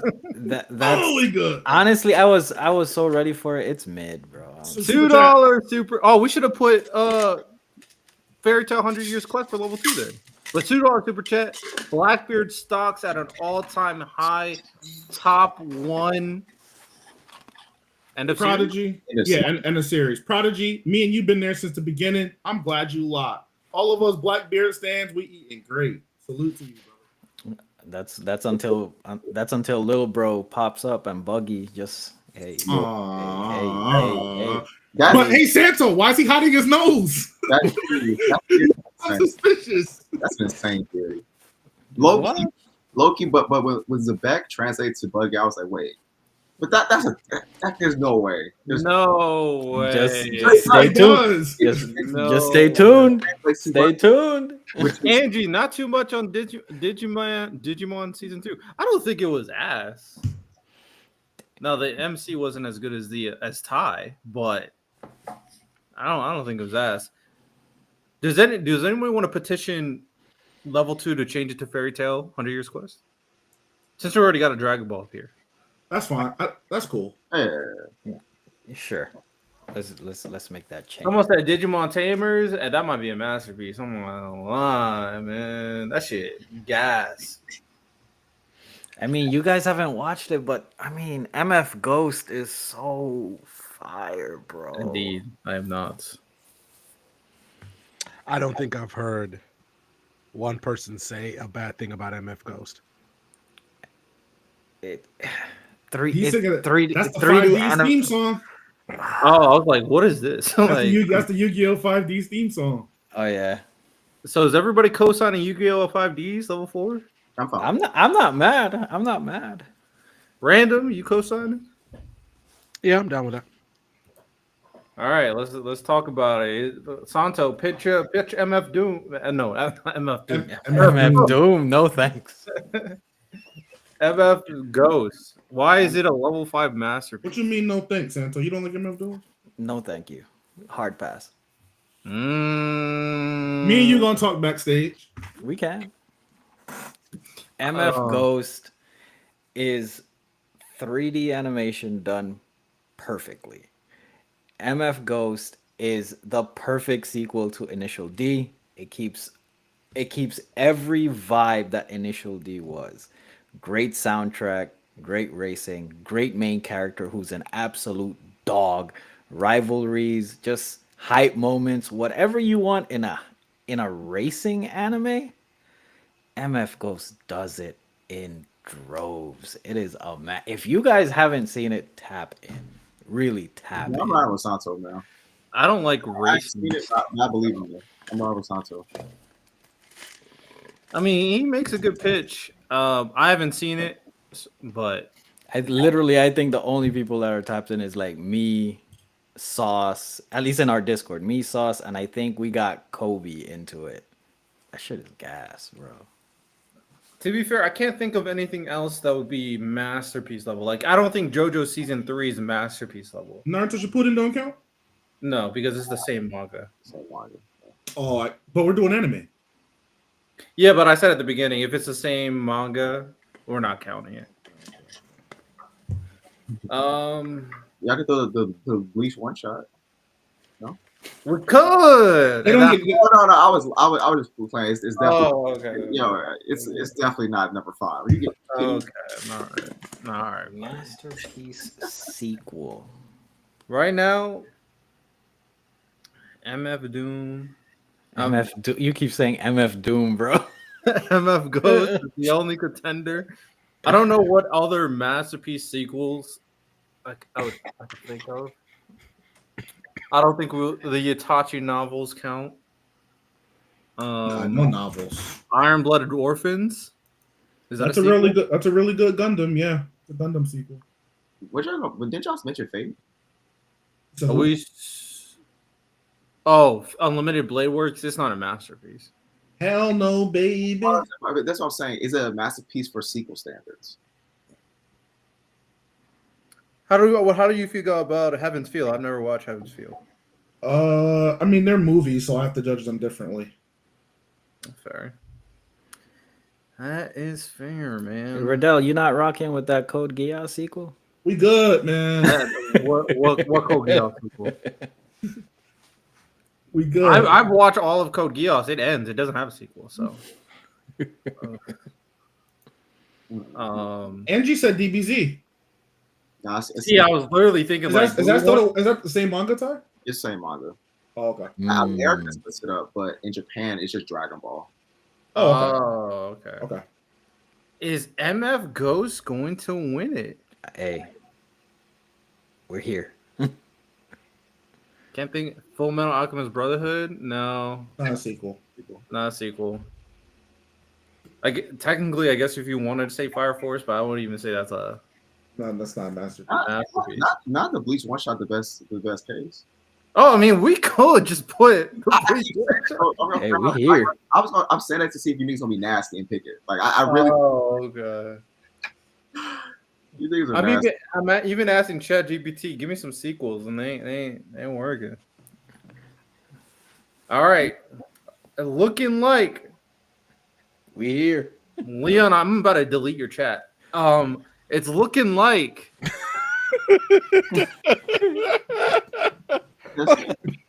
It's looking like MF Ghost is going to be the winner. Can't say the JJK sequel just came out, Senpai. So MF Ghost. Evangelion. Doesn't it have a sequel? It does. It's Cheeks. It's Cheeks. I think we're to go. Is it still? Do we think any JoJo's would end up? It's still run like a separate manga? Cool. No, Steel Ball Run is the same manga, but it resets the entire universe, so it's a brand new story. Like none of the they're related, but it's not the same. So it's not a sequel. No, yeah. I was just saying it is a sequel. But it's not the same manga though. Oh. Okay. It's weird, Ty. Okay. Yeah, I don't know. Man, the JoJo fans, when I first got on TikTok, I thought Steel Ball Run was a whole separate manga. The way they were talking about it. It's good though. Yeah, I heard. It is good. I read it. Castlevania Nocturne. Any Castlevania fans? Castlevania Nocturne is dope. It's cool. It's vibes. Okay. Well, So sad. Hey, I'm just here. MF Go, like everything's gonna be, good, elite. MF Ghost, we here, bro. We Yeah, all I'm not mad right. at it. Well, it looks like Santa won out. So with that said, these are the levels of the anime sequel world. At absolute trash, level 0, we have Eureka 7 AO. Level 1, that means it's a bad anime. We have Dragon Ball GT. Level 2, that shit mid. We have Fairy Tail 100 Years Quest. Level 3, okay, it's pretty good. We got 4 Knights of the Apocalypse, that's sequel to 7 Deadly Sins. Level 4, Elite Anime, we have Yu-Gi-Oh! 5Ds. And level 5, an absolute masterpiece sequel, we have MF Ghost. Shout out, man. Shout out. Well, Oh, wait. that So one thing to address to Riddell, Mhm. we should have put 2B Hero X, man. yeah, It's a sequel. technically it is a sequel. It would have been a level 5 masterpiece. You know what I'm saying? We would have got it, but Yo, technically it is a sequel. can we please talk about? Are we gonna be talking about that at the end? The young Thug leaks. Yeah, we'll talk praise about it. God. It's on the docket. We are gonna talk about 2B Hero X too, right? We can. I didn't have it on the docket, but it'll probably be later Yeah, on. I'm not locked in. I haven't watched the latest episode yet. I Um, apologize. That shit was gas. Someone nameless said, all right, let's see what you got to say over here. The fact that y'all let bro say that Skill Bro Run is the same Margot when it's actually a genuine. What? Probably sequel. He probably meant to So- say sequel. Oh, I mean, so to you, Mr. Nameless, I'm not sure if your ears, you know what I'm saying? Quite literally said it's the same manga in a rebooted universe. If that's not sufficient for you, I don't know what you want.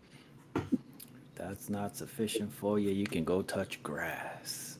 Oh, Senpai caught up to 2BRX. You better, hey, that shit heat. That shit heat. Me and Miles, Santo knows too.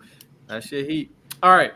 So this is what inspired the topic is because Jujutsu Kaisen, one of the most popular, iconic manga of our generation, just dropped a sequel, and it's created by the same guy, obviously, but the art is done by Yuji Owasaki. I'm gonna look up what they draw because I'm not sure, but it's called Jujutsu Kaisen Murulo. Don't know what that means, but I will say this is JJK with aliens. So, how did we? Did everybody read it? Yeah, Yeah, I read it. I read it.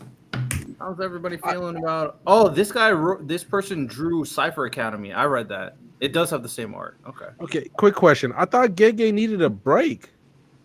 apparently not. Doesn't this feel a really quick turnaround for him? like, he's not drawing it, so Yeah, a Okay. lot of load taken off. Okay. also it's a short series. It won't be like a long one. So I think it's gonna be like 3 volumes. Yeah, it is gonna be pretty short. I guess this is what I want to set up. It will be pretty short. Ty is correct. Don't worry, no agendas we push. We'll have a genuine conversation about the sequel and the original series. So the question that I'm going to ask everybody here is, what do we want to see from this sequel? Like, what do we want it to do for the universe that is Jujutsu Kaisen? What do we expect from the characters in the story? And yeah, that's basically it. What do we want to see from the sequel? Go ahead, Rhino. I don't. If it's because I don't want any Sukuna backstory at all. Then if it's going to be that short, I don't want a Sukuna backstory here. That's where I'm at. Because if that's going to dominate the whole thing, where you're already introducing aliens, it feels like you have other things that he's trying to accomplish. A Sukuna backstory should just be its own thing. If you're going to do another 3 volume thing, let that be its own thing for the Sukuna backstory. Don't do it here. You're already introducing aliens, all that's going on.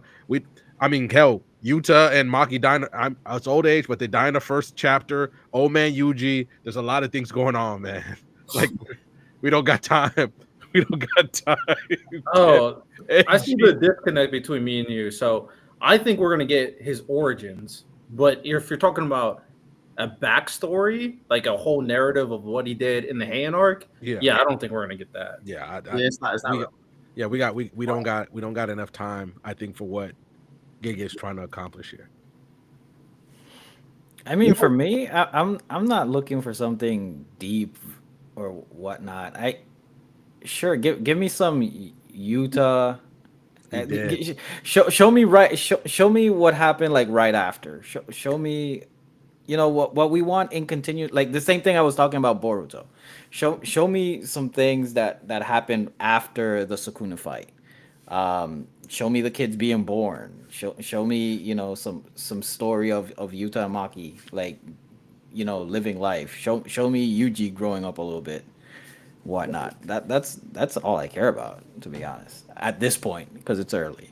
I don't care about the aliens. It's okay, it's different, but I want to still see who's alive still from the previous. So we know Yuta and Maki are gone.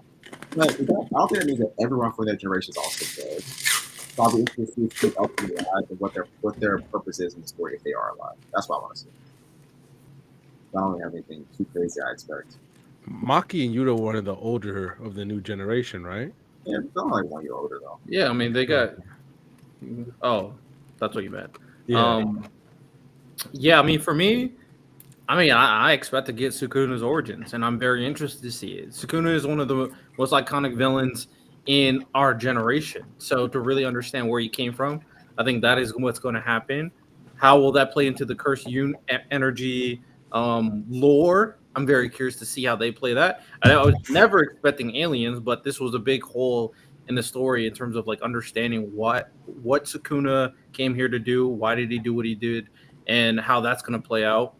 And then I'm curious to see like if this is going to be a short story, and obviously there's like an alien king. How far are they going to go with like maybe the potential of the cursed energy that might go beyond even what we've seen from Gojo and Sukuna? So like, were you about to say, Lamar? And that what you said is kind of what I was looking for with the people like the likes of like Gojo and Sukuna being gone. Yeah, we got Yuta for what that's worth, but with the likes of like the real top dog heavy hitters being gone, I just wanted to know how the Jujutsu world in general kind of works. With that gap kind of being there, who's stepping up to kind of fill that role? Who's the strongest sorcerer of now? Are they still doing the whole school system? How are people learning Jujutsu? That's more so where I'm at with it. Other than that, I have no expectations because pretty much all new characters. So I'm just excited for it. I didn't even realize Chapter 1 was out. I'll reason I knew is because Ty said something in the Instagram. I really like what's his name, the Tsurugi? Grant. Yeah, I like his character design. He looks dope. Yeah, I mean, I like both characters. I like Tsurugi. I like they're definitely going to go with a more Maki vibe with him in terms of not having any cursed energy and him needing the ring because of it. They're going to play into that. And then his sister, it definitely seems more like the typical, like, goofier but obviously headstrong type of main character. She's going to be the lead protagonist. And the Maru, I mean, I think they're playing it up that Maru is Sukuna's brother. So, his character... Did my mic change? No, you sound fine. Somebody was just echoing right now. Is it me? No. I think it might be you, Riddell. It might be me. Yeah, because you're the only person not echoing right now. Am I echoing right now? It's just for me. That's how it sounds. Yeah, it's echoing. So you guys hear yourself talk through my mic? Yeah. Through somewhere, yeah. Okay, all right. I'm gonna put my headset on. You guys continue.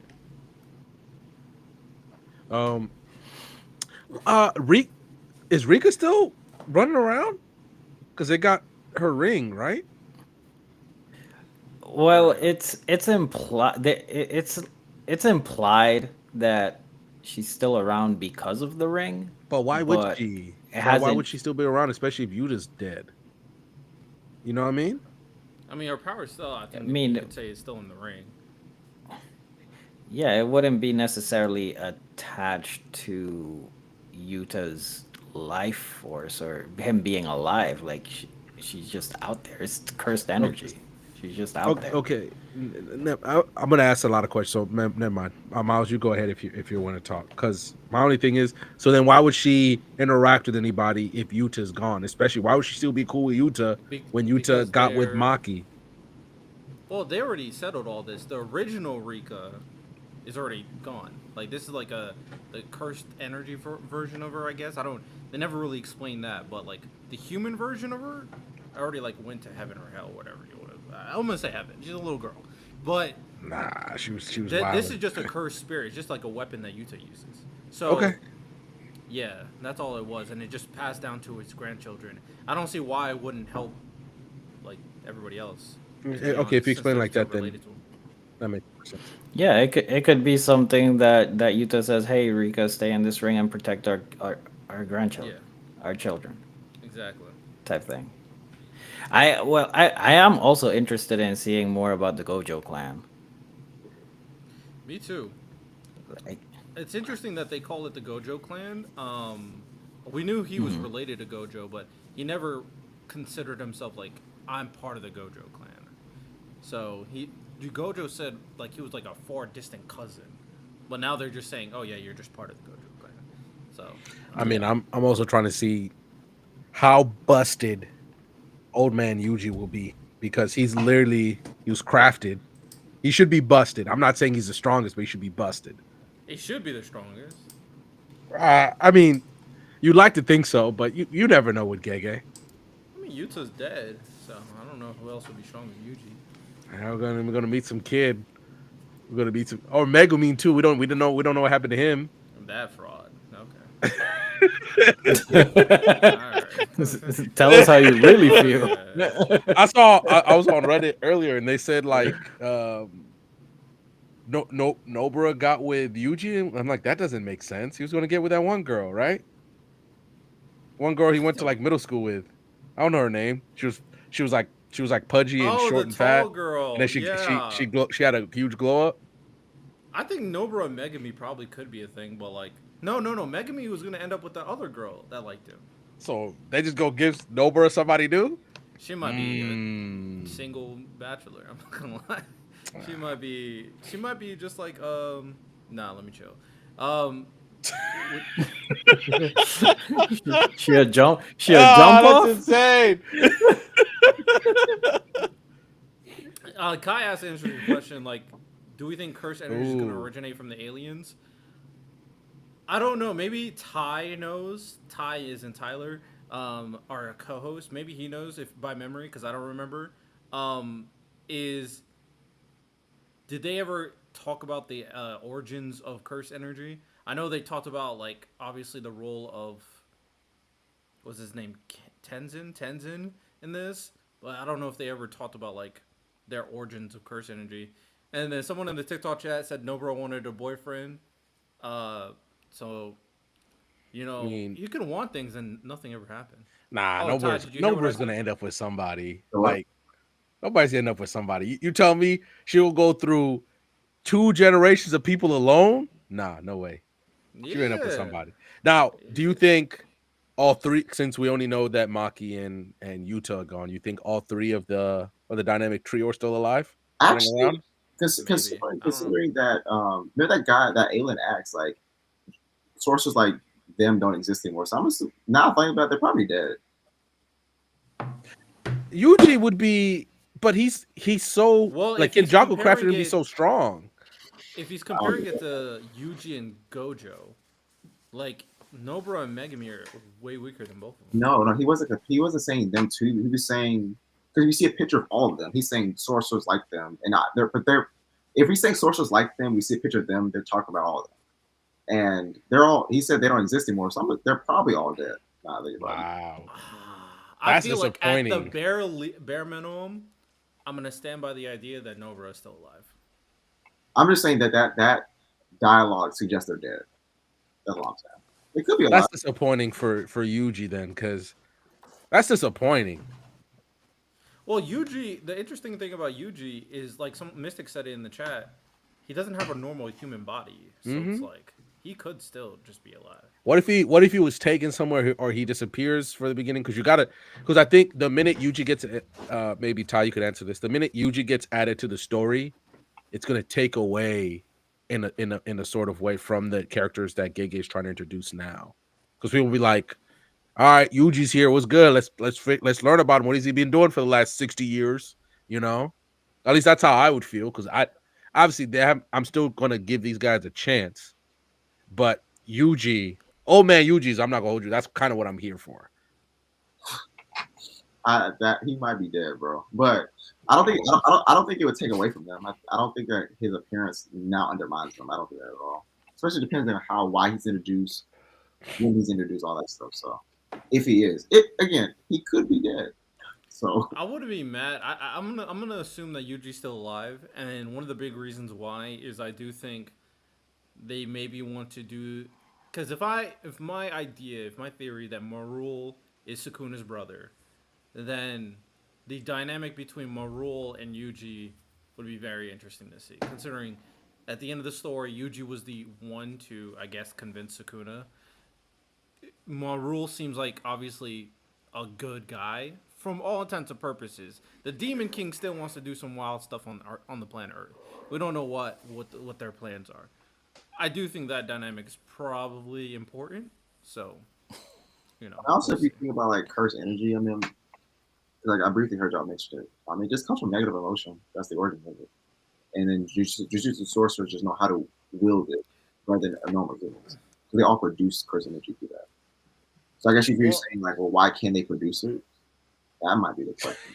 Yeah, that would be. Yo, Megumi, Riddell, put that up. Put that comment up. Put that comment up.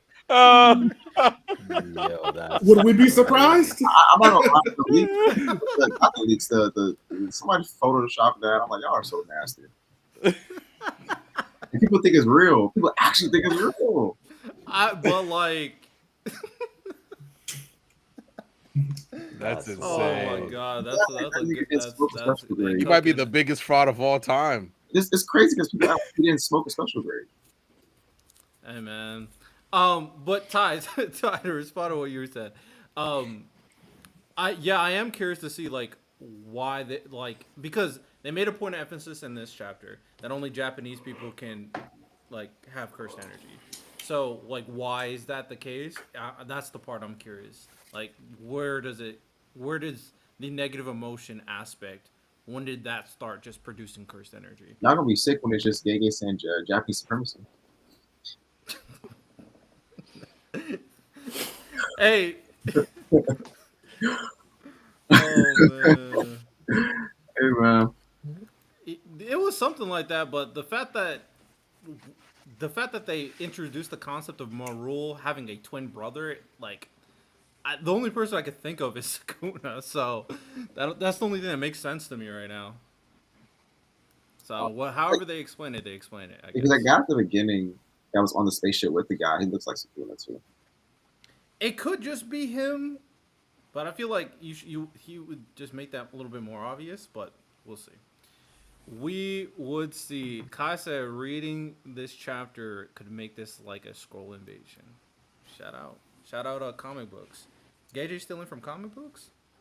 What? I'm not gonna hold you. A scroll invasion would be fire. We'll see. All right. Ooh, that'd be actually a pretty fun way to bring back the older sorcerers for the new people to face. Even though we know it's not them, but it's them. You know. Imagine the three main guys having to fight Sukuna, Kenjaku, and Yuji. Like, figure it out. Hands being thrown. What the fuck? Why is Yuji in there? Nah, it's just scrolls. Do you know about the scrolls? Are you talking about like they summon? like they just find a way to get and they pose as them and be able to use their powers. That'd be sick. That would be something. All right. So, anything else about the JJK sequel before we move on? I'll say this. Obviously, it didn't have the same hook that the first chapter of JJK did, at least for me. But I think Ty, you said you didn't like the first chapter. Can you explain why? At least from I your point of view. I just said I thought it was okay. I thought it was pretty. I thought it was above average. I didn't say I liked it. Oh, okay, my bad. So I guess for me was what I'm trying to say. You know that inciting moment that you always say that's in every first issue. What was that moment? Was it or that moment that makes was it when we found out that the bro was an alien, or what was it for you? Oh, it's my inciting event. That was when they start their mission. Like they start when the mission starts. Okay, so I'm trying to figure out the right way. What is okay? Because I try to remember exactly how you said what a first manga chapter should do, or what the really good ones do. Obviously, the inciting event, the mission. I agree with you. The fact that Japan, do something for your citizens, man. All your citizens got a special thing that everybody else in the world want. I'm gonna need you to lock the fuck in. Because why the fuck they still stealing your people? Like, and y'all not doing nothing about it. But was the twist, whatever, was it the fact that one dude was an alien? You talking about the midpoint? I think that's when that kid, when that alien reached out to that kid and tried to grab him. Okay. And snatched him. That's the thing, and he snatched the brother. Okay. It wasn't the alien; it was the other sorcerer. But yeah. Yeah. It's kidnapping kids. I really like the first chapter. I like the two main characters. I do think the aspect of the alien stuff is weird, but I'm gonna let it marinate because obviously the only other comparison with like adding aliens to like a shonen series is Naruto. So we'll see how this kind of plays out. But I'm willing to let it fester, especially since they already have an identity because this obviously all connects to Sukuna. So how are they going to play this out, and then what this invasion, the alien invasion, is going to look like in comparison to the cursed sorcerers. How are they going to fight back? Obviously, we got the dynamic between the two siblings, which is also very interesting, especially since they connect to the goat Yuta. So, yeah, we'll see. You know what? How many chapters? How many chapters is this, Ty? And then you. I don't know. I just know that it's gonna be less than 5 volumes.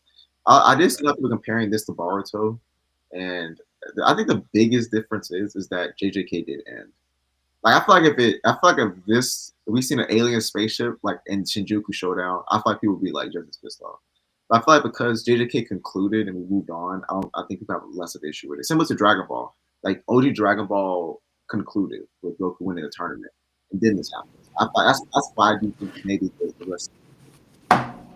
I 100% agree with you. Like Naruto tried to force their way into a sequel. JJK just did what they did, and then they had a sequel that ties into the original story. So it seemed way less forced. All right, moving on from the Jujutsu Kaisen sequel, we're going to transition a little bit. Dan asked if anybody's seen the Demon Slayer movie this weekend. Is it coming out this weekend? Yeah. Yes. I'm gonna see it Saturday morning. I cannot I'll wait. be seeing it as well. I literally cannot wait. All right, Miles, can't hear you. I wasn't talking. Oh, never mind. I'm yapping. Don't worry. All right. Now let's transition a little bit back into sports. There is arguably the game of the year happened this recent weekend on Sunday night. Talking football, yes, Miles. So, the game of the weekend. A lot of people are having conversations about Josh Allen and Lamar Jackson. And I think the conversation has sparked back up. Has Josh Allen ended the conversation between the second best quarterback in the NFL? No, he's just the second best guy right now. So he did? Yes. No. So It's yes. not. It's not ended. It's always going to be like that all year. He's just the second best guy right now. It's not over.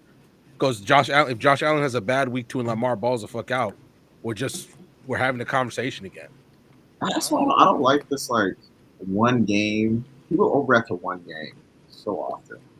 I'm not gonna sit here and say that this one game, this is the game that like it's like what we did with Mahomes. This one game decides everything. Like, bro. Like we have history, we have numbers, we have all these things. We're not cavemen, bro. Like we can. You know what I'm saying? Like, come on. No, I mean, it was cool. I think you saw what Josh Allen has to do at certain times for him to win games. His job right now is just a lot harder than what Lamar has to do. And even then, Lamar played great. It's not like it was his fault that the Ravens lost. Derrick Henry has a huge fumble. And then bad play calling they just needed a first down, but they wanted to waste clock instead. So that's why I'm like, I'm more mad. I'm more mad about them than anything about that. Now, even looking at the total yards, Josh Allen had to throw more. He was down double digits with 5 minutes left in the fourth quarter. Lamar did his job. Lamar was great in that game. Like that's where I'm at, especially when Derrick Henry running for 150 yards. What is he supposed to do? Take the ball out of Derrick Henry's hands, like so he could throw more? It is. Interesting. But doesn't that seem to happen a lot with the Ravens? Or is that just me? That might be more like the people saying John Harbaugh should be fired are insane. I don't think you should fire John Harbaugh. Now that could be more an emblem of coaching, but John Harbaugh is one of the best coaches in the league. If you're gonna fire him, trying to see what's better, like all the good unless you're gonna find somebody, is Cliff Kingsbury leaving the Commanders to go there? I don't know, because he knows this is when the next time he takes a coaching job, that's his last shot at being a head coach if it fails, especially with Lamar. So I think it could be a more of organizational thing, but maybe that's a John Harbaugh question, but I don't think he should be fired. Like what happened was insane. Yeah. Like we didn't fire Dan Quinn because Tom Brady came back 28-3. Also, I feel like people are having revision systems about the Ravens. I think that their biggest blunder in the playoffs was last year. You can argue that was the year that, as far as like biggest blunders. But before that, like most of the early struggles was Lamar very young. Like that was most of his career. Because then the earliest he missed the playoffs because he was hurt. And then the year they went to the AFC Championship, he played well. He didn't really play well in the AFC Championship game. Then last year, he did play well. So I feel like it's not. I feel like it's a bit exaggerated. To me, it is because we usually praise quarterbacks who play bad or make mistakes, but then come back and play well at the end. That's what I've been taught my entire. That happens to the GOAT all the time. And that's what he did last year playoff. But then this guy just dropped the 2-point conversion.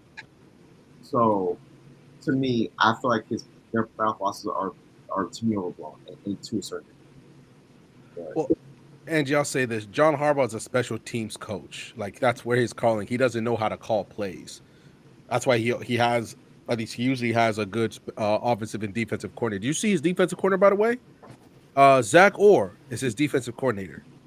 He used to play like so, and apparently he's been playing really well. So if you want to say he should have told the OC, no, we need to run the ball here because we want to get the first down to win the game, I guess. But he knows exactly what his job is. I don't think that's not. You should just be mad at him because he did. He told his offense, look, just waste the clock. Let's waste the clock and give Josh Allen a little amount of time for him to come back. And once again, if we're going to get mad for something that, by the way, has literally never happened before, Josh Allen threw one of the best throws of his life on Sunday to the tight end in between two safeties. Like it's a great throw.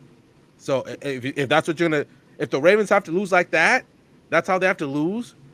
I don't think. I think people are dragging that because only 3 people on the planet right now can make that throw. I know. Interesting. All right. Well, sure. All the nuance and stuff. I will say this: when it comes down to this game, Lamar and Josh Allen both played phenomenal football. This was my analysis when I did a TikTok about it. However, I did say this, that the Ravens were dominating. The Ravens have by far the better team. I don't even think that's questionable. Derrick Henry was having an all-time game until that fumble, of course, and Lamar Jackson was, playing extremely, extremely good football. I think Josh Allen won the game more than the Ravens lost the game. I think Josh Allen played better than Lamar Jackson for sure. And I think when in the fourth quarter, he went all-time status in that comeback. Because there was like 4 minutes left, and it was like 25-40. And I was ready to turn off the TV. All right, time to go to bed. I get to go to sleep a little bit early. I was ready. Then I checked my phone. Bills scored. Turned the game on. Ravens stopped. Bills score again. And then I will say, I understand not going for it on fourth down on your own side of on your own side of the 50, because that's just a bad decision. If you don't get it, they could just kick a field goal. However, you're playing against Josh Allen. You have to treat him like he's basically Mahomes. You do. You have to treat him like that. He's been cooking your defense. Don't let him get the ball back. That's what Justin Herbert did against the Chiefs. He knew if Mahomes got the ball back, they were losing that game. So Justin Herbert sealed the deal. The Ravens should have put the ball in Lamar Jackson's hand and let him determine whether or not they win or lose that game. Now, apparently, there is reports that Lamar was cramping on that play, so that's why they didn't want to do anything with Lamar, because like something with his hand. So if that's the case, I mean, I guess, but that's just tough. I just don't know the extent of that. I don't know if that's true. He's still an elite quarterback. I still would put it in his hand. I just would. I don't want the ball to go back to Josh Allen. So, yes, did Lamar Jackson not lose the game? Of course he didn't lose the game. He played great football. I don't think anybody on the Ravens lost the game. I think Josh Allen won the game, and he played extremely elite football. I'm a little bit different. I do think Derrick Henry lost them the game personally. I hate that though. I think that some luck also was involved because that Coleman catch was kind of crazy, bouncing off a defender. But my biggest issue with the Ravens at times is their play calling in these close situations. Um, I didn't know about Lamar's hand cramping, but he's averaging 8 to 10 yards per carry. Use his best asset. Run. Call a design run for him. Yes, you do have Derrick Henry. You have literally the most elite running attack between the two of them. Do something different. Like that those three plays that they ran, trash. It was just a legit fun, and it just opened the door for Josh Allen, who was a complete surgeon that entire time. I think they botched it. I really do. I mean, shout out to Allen because Allen played phenomenal.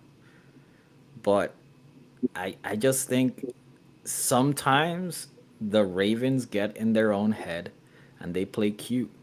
And I think hey, there's, I you got think they're caught. so used to just dominating somebody because when the Ravens against most teams, the Ravens just kind of dominate you and they win convincingly, and the Bills just would not die.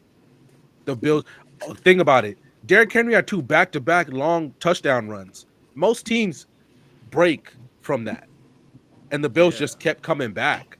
I think that's what you learn this time is that especially this is the last year they're going to be in their stadium, right? All that stuff matters. Like the Bills are just showing that, and they also know. I think Deion Dawkins said it before. Yeah, it's not a a a Super Bowl or bust year, but this feels like this is the last few times we get a chance at the apple, no matter what. So this team's ready to win it all. We saw two really good teams, and I'm not going to call them the Houston Rockets in the NFL, but it does say something that it does say something that this does happen. It seems like it happens a lot, like Santos said, to the Ravens more than other people. Like you just gotta sometimes you got the two-headed monster back there. Just knock them out. Like you're not going to be a passing team the way you want, even though Zay Flowers did also play well.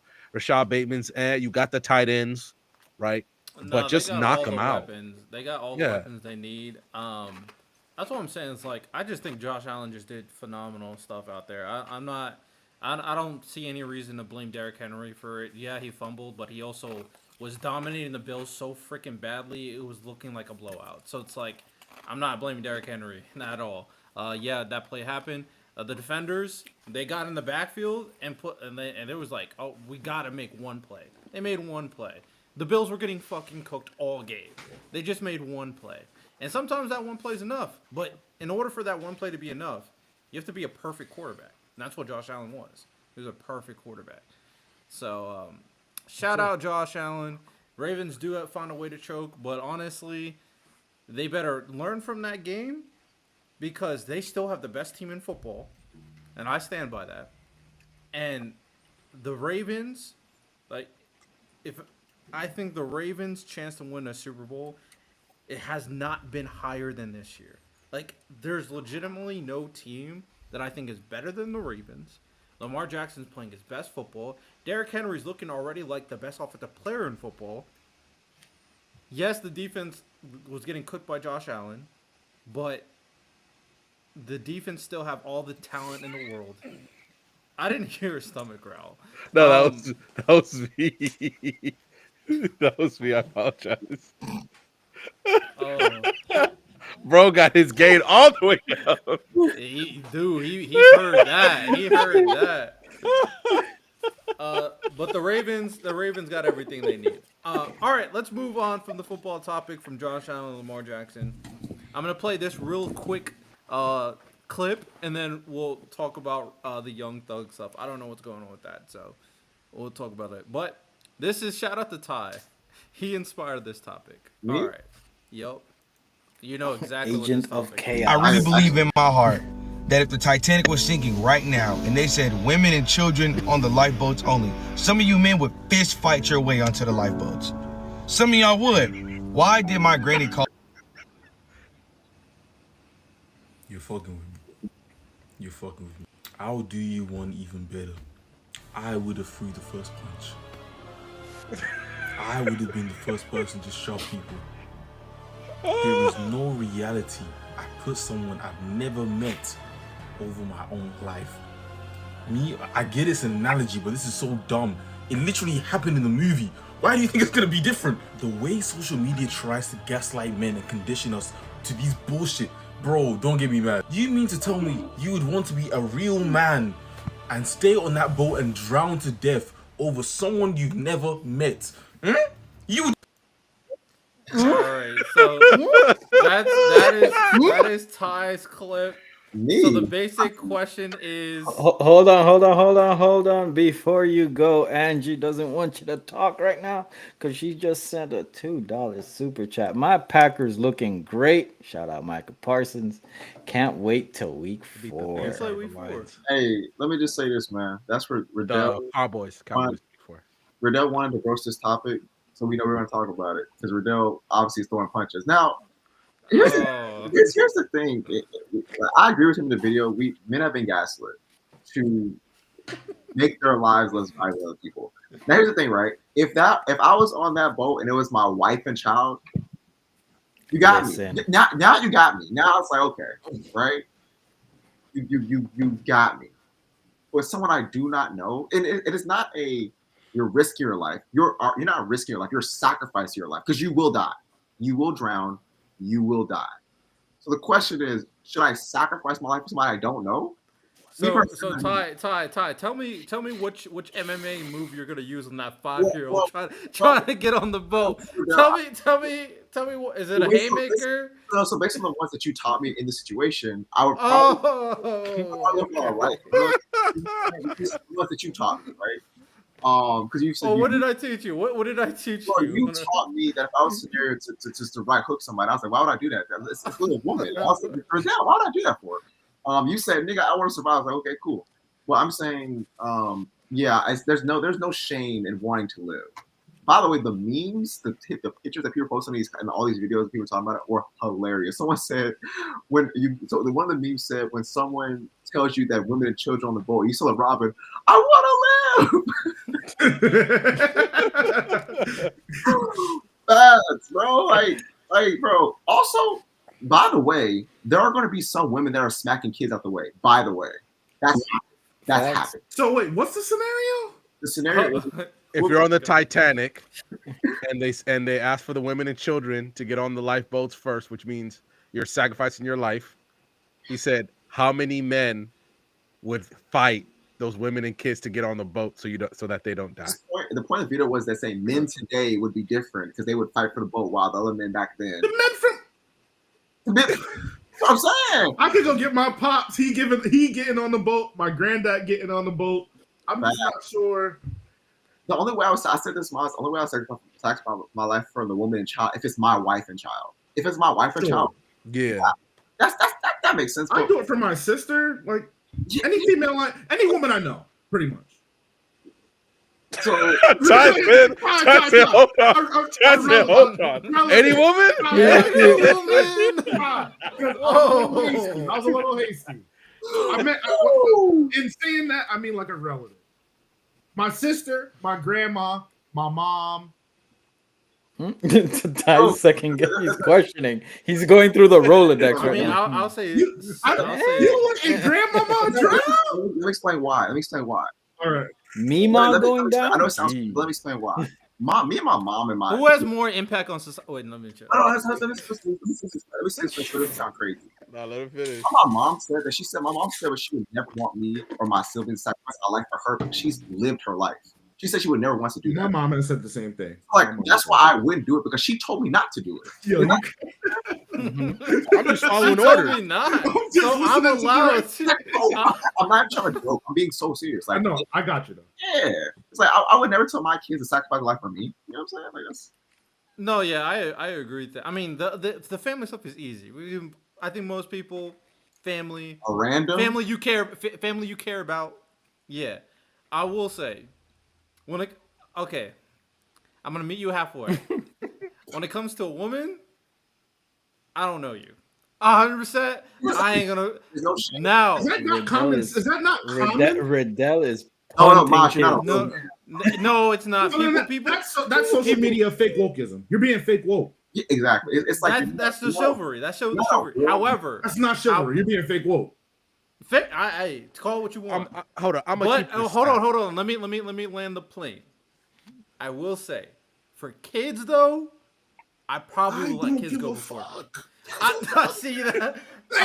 You Riddell and I'm not lumping you with those people. To me, you're being fake woke. I don't know little Timmy. I don't know little Jaquan either. I don't know Lee either. I don't care what race, creed, ethnicity, or background the child came from. I'm getting on the boat. That's it. Miles, you're so funny, Miles. Now here's the thing, right? If we're raised, hold on. Before you, I'll say my age limit is 15 years old. Shit. I'll let the newborn go if that. If you can carry the newborn. If you catch me on the right day, the newborn can come. This is how Miles. I agree with Miles on you being fake woke because you're not gonna be sitting there. Hey, are you 15? You're not gonna be asking that. So that's why you. I can tell by what they like, how they. How look. can you tell? If they look like a little kid, they look like a little kid. I don't know. We are punting kids. We are punting kids out of the way. Someone that is 14 and 16 could look basically the same age. You won't know. But well, you gotta look like a little kid. If you look 16, then you're 16. I don't know. I can't help you. If you look 16, you're 16. What if they're 14 but they look 16? Well, bro, we got 12-year-olds that look like grown ass men. Right. Hey, that 12-year-old, they're 16 too. Hey, that's tough. You talking about that 12-year-old that had a sleeve already and a mustache in Florida? They're 16, bro. They live the full life. Let's get super quick, right? What now for the adults on the boat or the boat that are charged to the boat, it is what it is. Whatever happens, men, women, whatever happens. Now, if I see little kids run to a boat, am I gonna stiff arm a little kid? No. But if I'm on the boat and they say you gotta come out for a kid, you probably try to hide in the back. Can one of you guys come back? You probably. No, you just sit on the lifeboat like you didn't hear anything. I'm deaf. Bro, I would literally let the kids sit in my lap or pick them up or something like that. But me replace me? Because the thing about it is though, because I think about something people don't talk about. You have to think about your family too. Your family devastated if you die for somebody that you don't know. They'd be devastated. Yeah. I gotta hurt my entire family for somebody I don't know. That could be. I'm not a real man. I'm not a real man. I don't want to hurt my entire family for someone I do not know. That's me. This is my problem when we do this. Let's keep it a stack. Let's keep it an absolute stack. all them motherfuckers on a lifeboat ain't never went back and said like, damn, that's crazy. Y'all died for me, man. I appreciate it, man. Everybody on the Titanic. Now, one of them went to the memorial Yo. and said nothing. Now, one of them pulled up to the funeral, said nothing. You know what they did? Every now and then they think about, damn, that's crazy. I almost died on that boat, right? Now we're hearing about the millionaire dude who said, yeah, man, I'm going to sacrifice myself to let these people on because people think I'm a real man. Guess what, bro? You dead. You dead in some ice. That's where you at. Y'all don't remember. We talk about you 60 years later. You died dead. as a real man. No, hey, nobody going up, nobody pulled up to where the Titanic sunk and said, hey man, thank you for your hard work, man. Nobody doing that for you. That's my craziest part. Nobody doing that. You get a Facebook post and that's it. And nobody on Facebook no more. Let's keep it a stack. Crazier. A lot of those people, like, first of all, something crazier. First of all, they didn't let black people on that boat. That boat was racist, by the way. So I'm definitely not dying for a racist. Are you kidding me? I'm not dying for a racist. That's number one. Point number two is somebody said, imagine you die for a woman and she goes 2 days later say niggas ain't shit. Like she just forgot my sacrifice. Imagine. Yo, I'm dead. She said, first of all, if you're a black person, what you doing anywhere close to that boat? Why are you in this situation? No, it was a yacht. But even I can imagine. You were on a cruise. No, but if we're talking to today's era, era, that means you probably sacrifice myself. I'm not sacrificing myself for Brittany Renner. I was like, yeah, she been wilding, by the way. Todd, they didn't cook like shit. They cooked. Not just that. Today, I'm sorry. I'm fighting. All of this equality. We're all equal. Women and children. Put your hands up. Put your hands up. How come y'all don't got enough lifeboats? What's going on here? It's 2025. There's no sin for wanting to live. That's not a sin. My you're not less than a person because you don't want to die. That's okay. You can carry the 10-year-old. You can carry a 10-year-old. Yeah. I'll carry a 10-year-old. Yeah.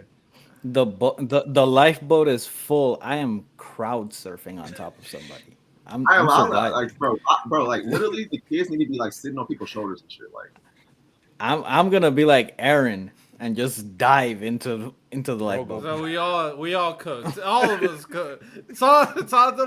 We all dead. Okay. All right. That's next insane. segment. That is insanity. Random, you can lead this one. This is Young Thug. No, I don't know anything about it, so you have to take it. All right. So Santo basically Santo Miles, I know y'all tapped in on this. These Young Thug jail leak tapes being dropping like Gangsta Grill's fucking albums, where he's basically been. Remember when Young Thug was in jail, and he took his plea deal, and then obviously he was talking to his girl a lot, and just different things. Like he started talking shit about Kendrick, Andre 3000, J. Cole, Lil Wayne, like anybody he could, and then also the fact that he basically turned the city of Atlanta's rap reputation. They call Atlanta Ratlanta now because of how many people been snitching. And I want to talk about that and also snitching when it comes to rap. Because I'm sorry. I'll be that guy. People gave a lot of shit to Gunna when he took basically the exact same deal Young Thug got. And it turns out, Young Thug was caught on film and somebody leaked it. He went to the cops for 2 hours and snitched his ass off for a bologna sandwich. And then he said, if you guys ever need my help again, here's my phone number. Call me back. Promise is a promise. That is insane. When you're the first nigga to talk about niggas not snitching. He basically did the Key and Peele skit. He basically did the Key and Peele skit. We need to snitch more. And I'm sorry. If I'm in a RICO case, guess what I'm doing, Ty? I'm snitching. We need to snitch more. All these motherfuckers talking about no snitching ain't in the same shit I'm in. I'm snitching. So, if somebody will allow you to go down for something that you didn't do, they don't fuck with you no way. You should snitch. Shit. First things first, all these niggas snitch anyway. All the niggas in the street snitch. Mm-hmm. And the gang members, the corner sitters, were snitches before them. It's something that all of these niggas do. Now, if you're the right person snitching, people will still come out and support you. And then if you're not, or if you snitch on the wrong person, then they'll exile you. So all of this, Ratlanta, this, all of that, they've all been snitches. A lot of them have been snitches forever, and people have known about it.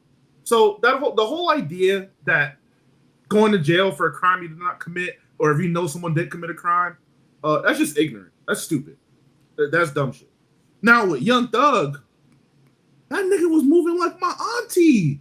It was like bad. And the thing is, I'm gonna give him 2 little bits of bail. One, I don't think everything he was saying was necessarily untrue. Mm-hmm. And then 2, you're incarcerated. I can only, like, other than working out and sleeping and like praying to God, I guess, what are you really doing there other than use your phone time and yap? My big conspiracy, and I'm gonna get into Illuminati land. And it's not really that deep though, but I think maybe this has to be the DA doing this.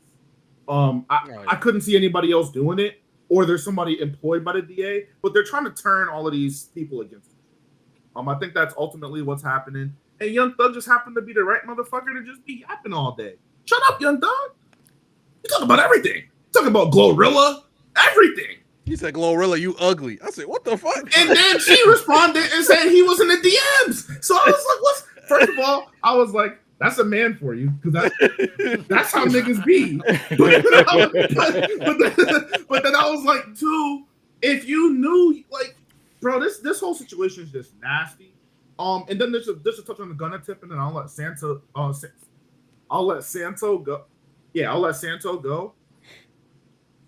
Did you watch the 3-hour interview, Random? I did not watch the 3-hour interview. Okay, so the important thing about the Young Thug situation, at least as far as it relates to Gunna, is that let's say Riddell grabbed me off the street, built me from, like, not really off the street, but like I was a criminal. That's all I knew. Riddell taught me how to rap, put money in my pocket. You know what I'm saying? Put up my family. I now became a successful rapper. And then we now get into a little jam, and you knew, Riddell's the king. Obviously, Riddell's the kingpin. He's doing his thing. I knew they had nothing on me. I knew I wasn't doing any criminal shit. I was focused on music, and I knew I had no chance in sitting in this cell. And I abandoned Young Thug instead of waiting it out. That's where Young Thug felt betrayed, and because he felt like that, he felt like others should have felt like that, and that's where he's just wrong, right? Not everybody has to feel that way about it, but that's where he was coming from with the whole Gunna situation. It wasn't even the fact that he necessarily told, but that Gunna, you knew you was going home. Why couldn't you just be solid? I feel like that he's entitled to feel that way. You just can't put that on anyone else. All in all, I think Young Thug is a freak. He needs to slow down, lay low. Gunna still. Hey, random. Someone in the TikTok chat said hi. To Random? Yeah, they said her name is LOL 06969. 06969. I don't know, man. She said, nah, chill out. I don't have TikTok. The only TikTok I have is the BSS one. Yo, Shorty, you can DM me. I got you with the number. Hey, man. She said, random guy speaks hi. So. Yeah, but okay. First things first. Appreciate before you go, I just want to say something quick. I think this is just literally showing that snitch culture is real. This whole thing that these rappers abide by a certain code and whatnot is just it's just all bullshit. Also, if we are going through conspiracy theory, I mean, I'm with you, Miles. I think this is all set up just to turn hip hop culture on itself. I think they've been taking a lot of L's in the courts and whatnot. So let's try to make everything implode on themselves. Oh, we'll pause. Let me correct something. She said, no, it's me, Alyssa from Any Day Anime, random. Oh, what's good? What's good, Alyssa? She had to correct that.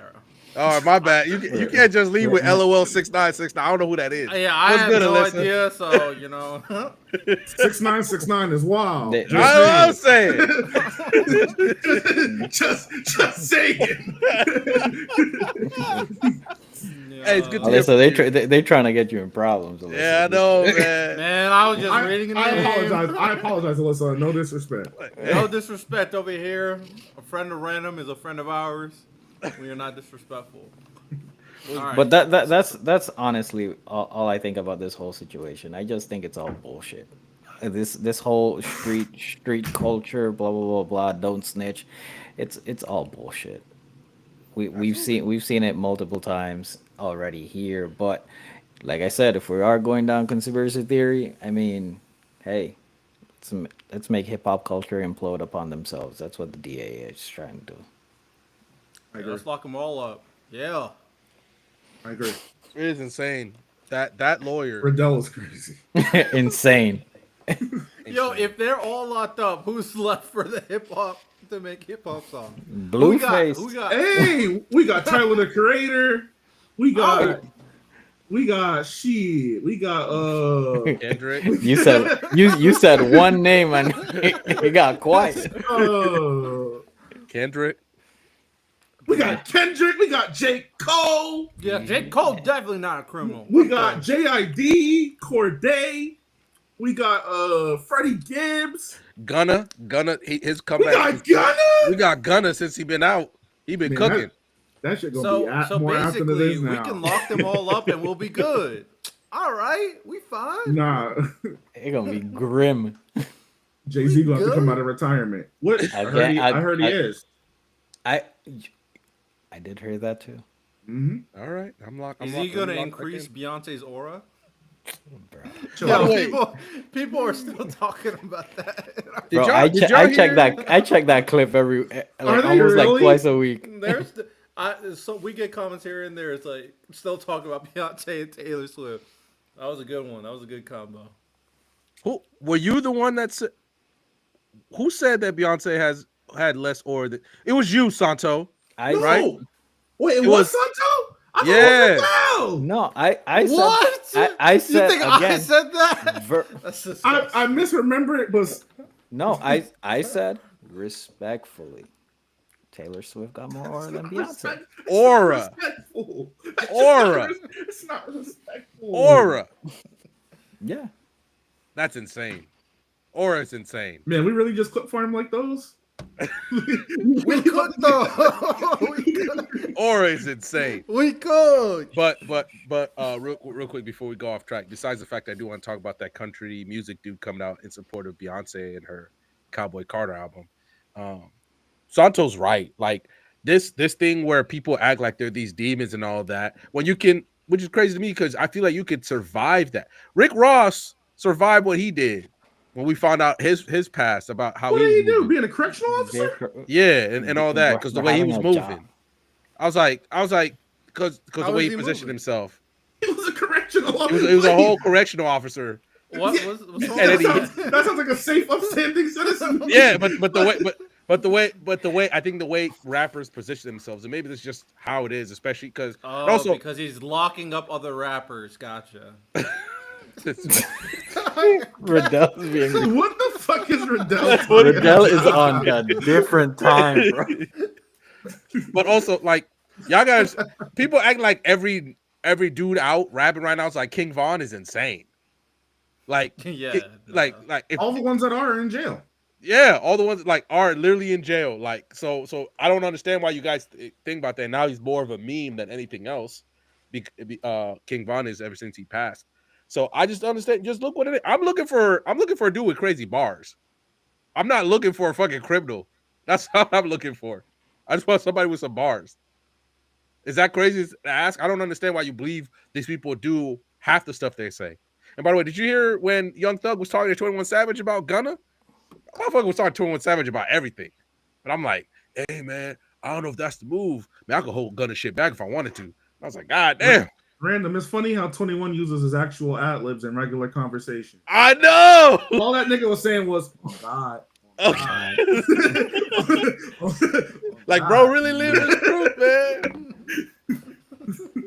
Oh my God. Did you see the Trap Lord Ross video he made? Mhm. That motherfucker just killed. Every time he drops a video, I'm really sitting there like, this motherfucking T Grizzly about to kill this out. That's the Pablo Torres of the hip Like, hop right? community. Listen, Right?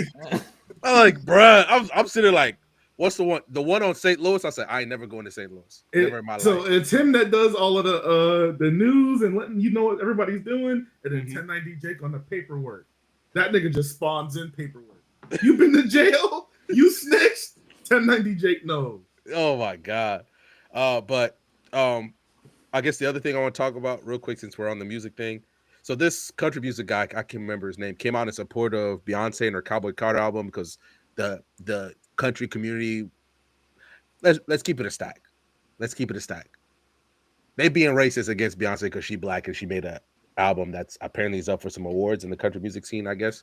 But he said, if you're okay, I can't remember exactly what he said. If you're okay with somebody white doing it for rap, you should be okay with Beyonce doing it for country.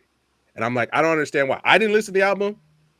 I didn't listen to it, but from what I've heard, it's really it's not it's a good to okay country album. So I don't understand why you guys are flipping out like that. Because if you wanted to, when I remember when J-Rob last talked about it, when Post Malone basically just milked rap for what it was and then left to go make country music. I hate Post Malone. But we didn't raise as much hell as you guys are for Beyonce when we easily could. I don't understand what the problem is here. But you're right, because I never. Chris part was after that conversation, Miles. I never listened to Post Malone again because I never didn't thought either. about it. After I heard that interview, I never listened to him again. Mm-hmm. What was the interview? There was a question. Or what was the yeah? What made you come to that? Because he was asked a question about hip hop music, how it makes, like, does it garner any emotion from him? Does it make you feel anything? Like, basically, it's important. And his response was basically, when he hears or makes or listens to hip hop music, he pretty much doesn't really feel anything. He doesn't consider emotion that has any real meaning or impact, and he just sees it as something to turn up and have fun to, and nothing more. I was like, if that's all you got to say about hip hop music, salute to you. I'm out. That is insane. Wow. Because and now, if he was in his own lane making his own music, I'd have less of a visceral reaction towards it. Like if he made country or rock, I'm gonna be honest with you, I wouldn't really care that much, right? But when you're gonna use one lane to create your stardom and then run to a different lane, that's fucked up to me. And that's why I have that type of reaction towards it. It's the I don't have an issue with using a lane, but then don't discredit what that lane did for you type thing. Absolutely. And that's I need to go watch that because I can link it to you. Yes, There's send it to me. The way I felt was like there's a reason why you chose rap first, or you chose hip hop first before you went to country. Well, apparently there is a reason. After you hear how he feels about it. Yeah, I'm like, there's a reason why you didn't go straight to country, and I'm like, don't do that. Don't literally insult your foundation as a musical artist. And I'm just sitting there like, I don't understand how you could feel that way, how you could move like that.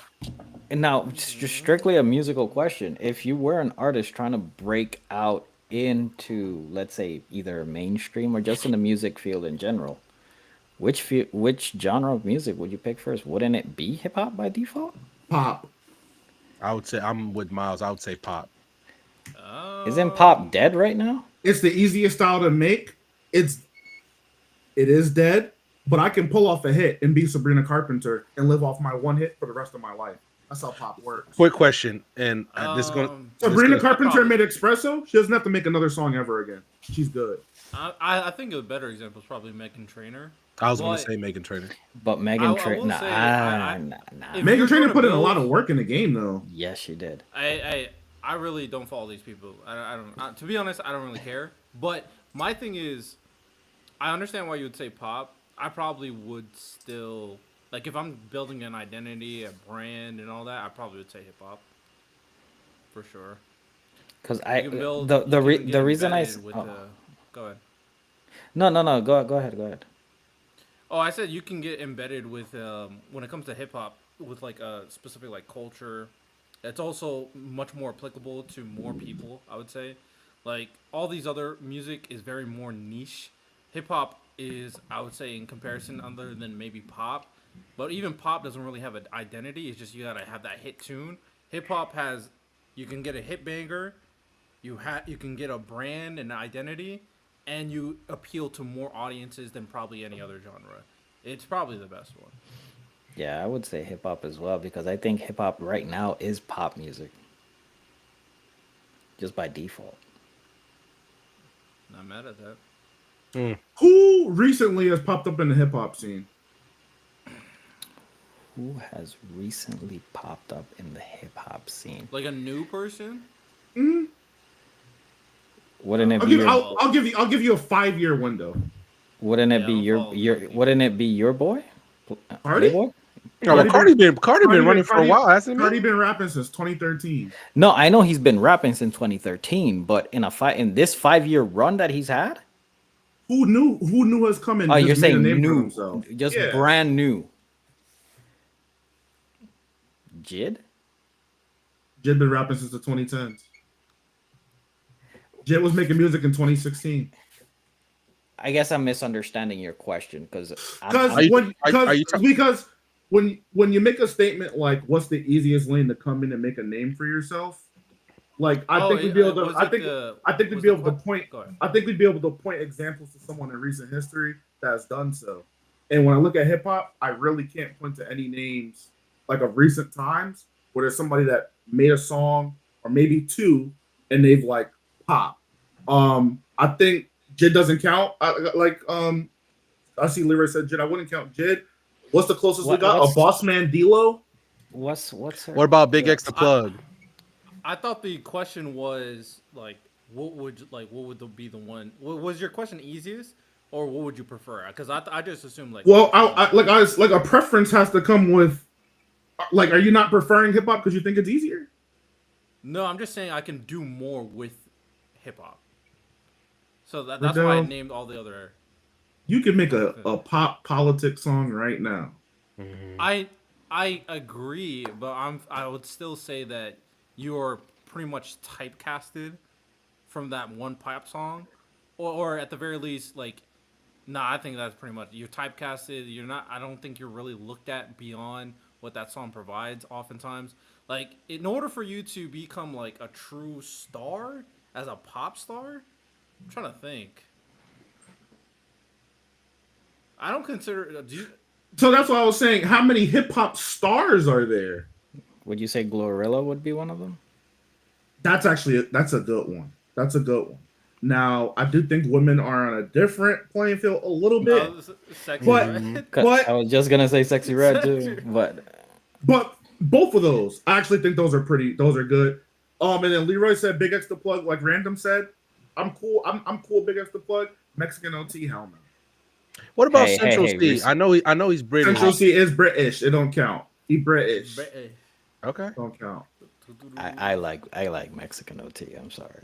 No, I don't think he's bad. That's not what I'm saying. Oh, okay. Yeah. What we're talking about. But if you like, they really. What's his name? What's the country? I guess he's country. Country's starting to become hip hop. Morgan Wallen? No. Shabuzi.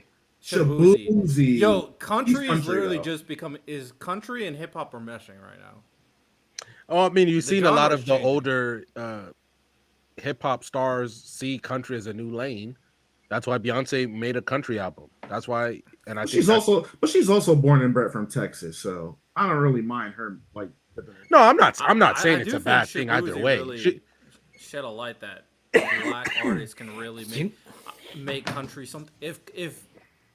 And I think it's fair to say Beyonce and Shabuzi and like other art. Obviously, you kind of have to say Little Nas X too. You have to say him as well. They could move country into more mainstream. I would even say some like a more like the white dudes. What's his name? He's in WWE. White dude. He just wrestled Logan Paul. Young Thug made country music too. Just wrestled Logan Paul. Jelly Roll. Jelly Roll is also like country is slowly becoming more of a mainstream genre, which is interesting to see. I mean, technically, country has really always been mainstream. It's the third most popular genre. Miles, has the new artist been all female? Yes. Dochi too. I forgot about Mr. Dochi. Yeah. Dochi's not new. Oh, Dochi's Dochi's been just around. Dochi's not new. She's just a plant. Is Lotto new? I'll count Lotto, but they're all women though. That's what I'm saying. Like, they're all women. They really wanted us to like Ice Spice. We There's- did on that. There's no new male hip hop artists that are like buzzing, really relevant name, or there's a case where they've come under somebody else because like Ken Carson's a pretty big name now too, but that's only because he is like under Playboy Cardi, so he's What getting happened- that funnel of names. What's up? What happened to Polo G? He was supposed to be. He Did just he he Did he woke up get in in trouble? He woke up and became ass. It's not about trouble. He couldn't keep generating good music. He was on the rise. He was supposed to be the one out of like all those. In Can't that make one, music. Freshman cipher. So I just Googled it, right? And they're saying there's Igwe Aka from Sacramento, Devin Malik, and Sad Boy, and Baby Osama. Bro, Wait, Baby Osama with 3 A's? All it says is Osama, like how you spell Osama. I don't see no 3 A's. These are 'Cause horrible ass. These are horrible rap names, but The only Baby Osama I know is from New York, and that's a woman. Those other niggas, Devin Malik. yeah, never mind. Baby Osama's a female. There you go. I don't know. Yeah, I don't. Baby Osama's a female, right? yeah. Yeah, she's In literally the she's from my city. in the recent freshman cipher, I think the best one was a woman too. Like these females coming out and taking reign, bruh. I'm gonna have to tap into Igwe Aka, man. I need more West Coast. God, there was a time early 2010s, man. West Coast was. I'm gonna say this, Miles. There was a point where I thought I Am Sue and Seiza Gemini and Love Rants were finna run the West Sage, Coast. the Gemini, boy. Hey, House Party was lit. House Party was lit with him, man. I don't know what to tell you. Ooh. I feel like we reaching now, but okay. Ooh. There was like they were making like they were making West Coast house music, like house party music. Smoke Bryant, Mexico Dro he's been a producer since 2009. He just started making the grown man rap shit. Like the point I was really getting at though is like I can't really point to any new stars that are like big names that haven't been rapping since the 10s. Whereas Pop, I can name But isn't that A few. Isn't that a little unfair for Pop because like Sabrina Carpenter, she had the Hollywood name already. A lot of those like Disney types can immediately get popular with pop music because they already got the name. Like who would you? I'm curious, genuinely. Chaperone. I don't know who that is. You could be right. I just don't know who that is. Chaperone, she was up for a Grammy last year. I'm pretty sure she won it actually. I think she won album of the year. Taylor Swift doesn't become who she becomes without pop music. Did she start pop or did she start? She started country. She started- but and Taylor Swift is like 10, so I wouldn't count her. Yeah. But Chaperone is like my big one. That's a really big name. Said no Sabrina. So let me think of my white girl music. Sam Gellatry had a big hit with Assumptions. That became a TikTok sensation too. So I'll say Sam Gellatry. TikTok is an interesting way some of these stars get popular nowadays. TikTok and YouTube. Those are like my two big names. I just can't name any for hip hop that aren't women though. Maybe just women are taking over music. Ooh. Let's talk about it. Maybe that's just it. Maybe said, "Ooh." that is just the answer to our question. Prodigy. So I said Boss Man D-Lo. He hasn't. Once he made that, she don't like little fish. She like a big dog. His career just That is that shit ended. Like he had his couple of hits last year, and now he's kind of just fried. So I don't know. Man. Do we think on that new movie, the K-pop one, will put K-pop on the map? I think K-pop's been on the map. K-pop's No, big I'm- as Listen. fuck. So, It's just okay. niche. It's just niche. Worldwide, I agree. Like average person, mainstream, they will put that in their playlist like normally. I think when Real quick, BTS did that fucking Thames. American Even though she's R&B, Thames is Thames is fire. Thames is she's- fire. She's massive, and she's making pop now too. I'm personally an advocate for Chase Shakur, but he needs whatever that hit is to make him pop into the mainstream. How long has Brent Fayez been running out? Because I feel like he's been making toxic music since the 2010s. But I'm gonna say this: when BTS did their American tour, them shits was sold out. Riddell, like I motherfuckers know that. I know motherfuckers that, were just like, talking. So like, Baby, I think Baby Metal does really good too. They sell out too. Blackpink still goes. Yeah, I mean, these are I know like they're like worldwide popular, but I'm just talking about like mainstream people who don't typically listen to music, because like the average person would put on like your average hip hop song, average radio hit, average country song. Will they put K-pop? Now that that movie went crazy and that K-pop song Golden is all over radio, I think that's just cementing. I think it's gonna get normalized. I think it's cementing what K-pop is. The fact that it's that popular, which is fine. Fun to say. Yeah, Fly Guy Kai, Chase your core fire, bro. Fire. I want all my R&B people listening to him. He's amazing. Oh, NLE. NLE was NLE. He was doing his thing. I'm just talking about like. Oh, we reaching. Santo, you see what I'm talking about, bro? NLE Chopper. I'm sorry I brought up this topic. And Riddell, and you know what's crazy, Riddell? You know NLE Chopper has clones? NLE actually has lasting hip hop on the rap game. I forgot who this young man's name was that I heard yesterday. He was literally NLE Chopper. Everything. Like the whole music video, everything. And it was fire. But it was NLE. So it's just like, I don't know. I did not realize like the men are struggling, man. The men. If Kendrick doesn't do what he does, what is it looking like for men right now? Kendrick. Real quick, how did you feel about what Thug said about Kendrick? By the way, or how do you feel about Baby Keem? Sorry. What, that he didn't put Baby Keem on? Yeah, Young Thug he did slandering Baby Keem. He quite literally. So the thing about Baby Keem that people misunderstand is, yes, Baby Keem is Kendrick Lamar's cousin, and yes, Kendrick Lamar didn't necessarily put Baby Keem on, but that was by Baby Keem's own design. When he started making music, he just didn't want to live off of his cousin's name, so he chose to kind of go the route his own and do his own thing, and then eventually, you know what I'm saying, when he felt he built enough of a career for himself, they collaborated. Baby Keem for the ghostwriting and making Kendrick's name and all that stuff, but. I think there's a lot of like I said, when Young Thug was saying the stuff that I'm not necessarily saying it was untrue, he was just gossiping because I agreed with a lot of what he said. Like the Andre 3000 comments, hip hop purists are gonna find it disrespectful. Mm-hmm. It's true. It's the same way Jim Jones feels about Nas, for example, right? Wait, what do you say about Andre? The gist of it basically is like these guys didn't put nobody on. They're not really influencing the culture. Nobody's really checking for them for real. Like a Wayne, for example. When you think Lil Wayne, top of the game, icon, Nicki Minaj, Drake, Cash Money, he was an influence, an icon, a titan, and a powerhouse who not only created an impact while he was there, but created one after.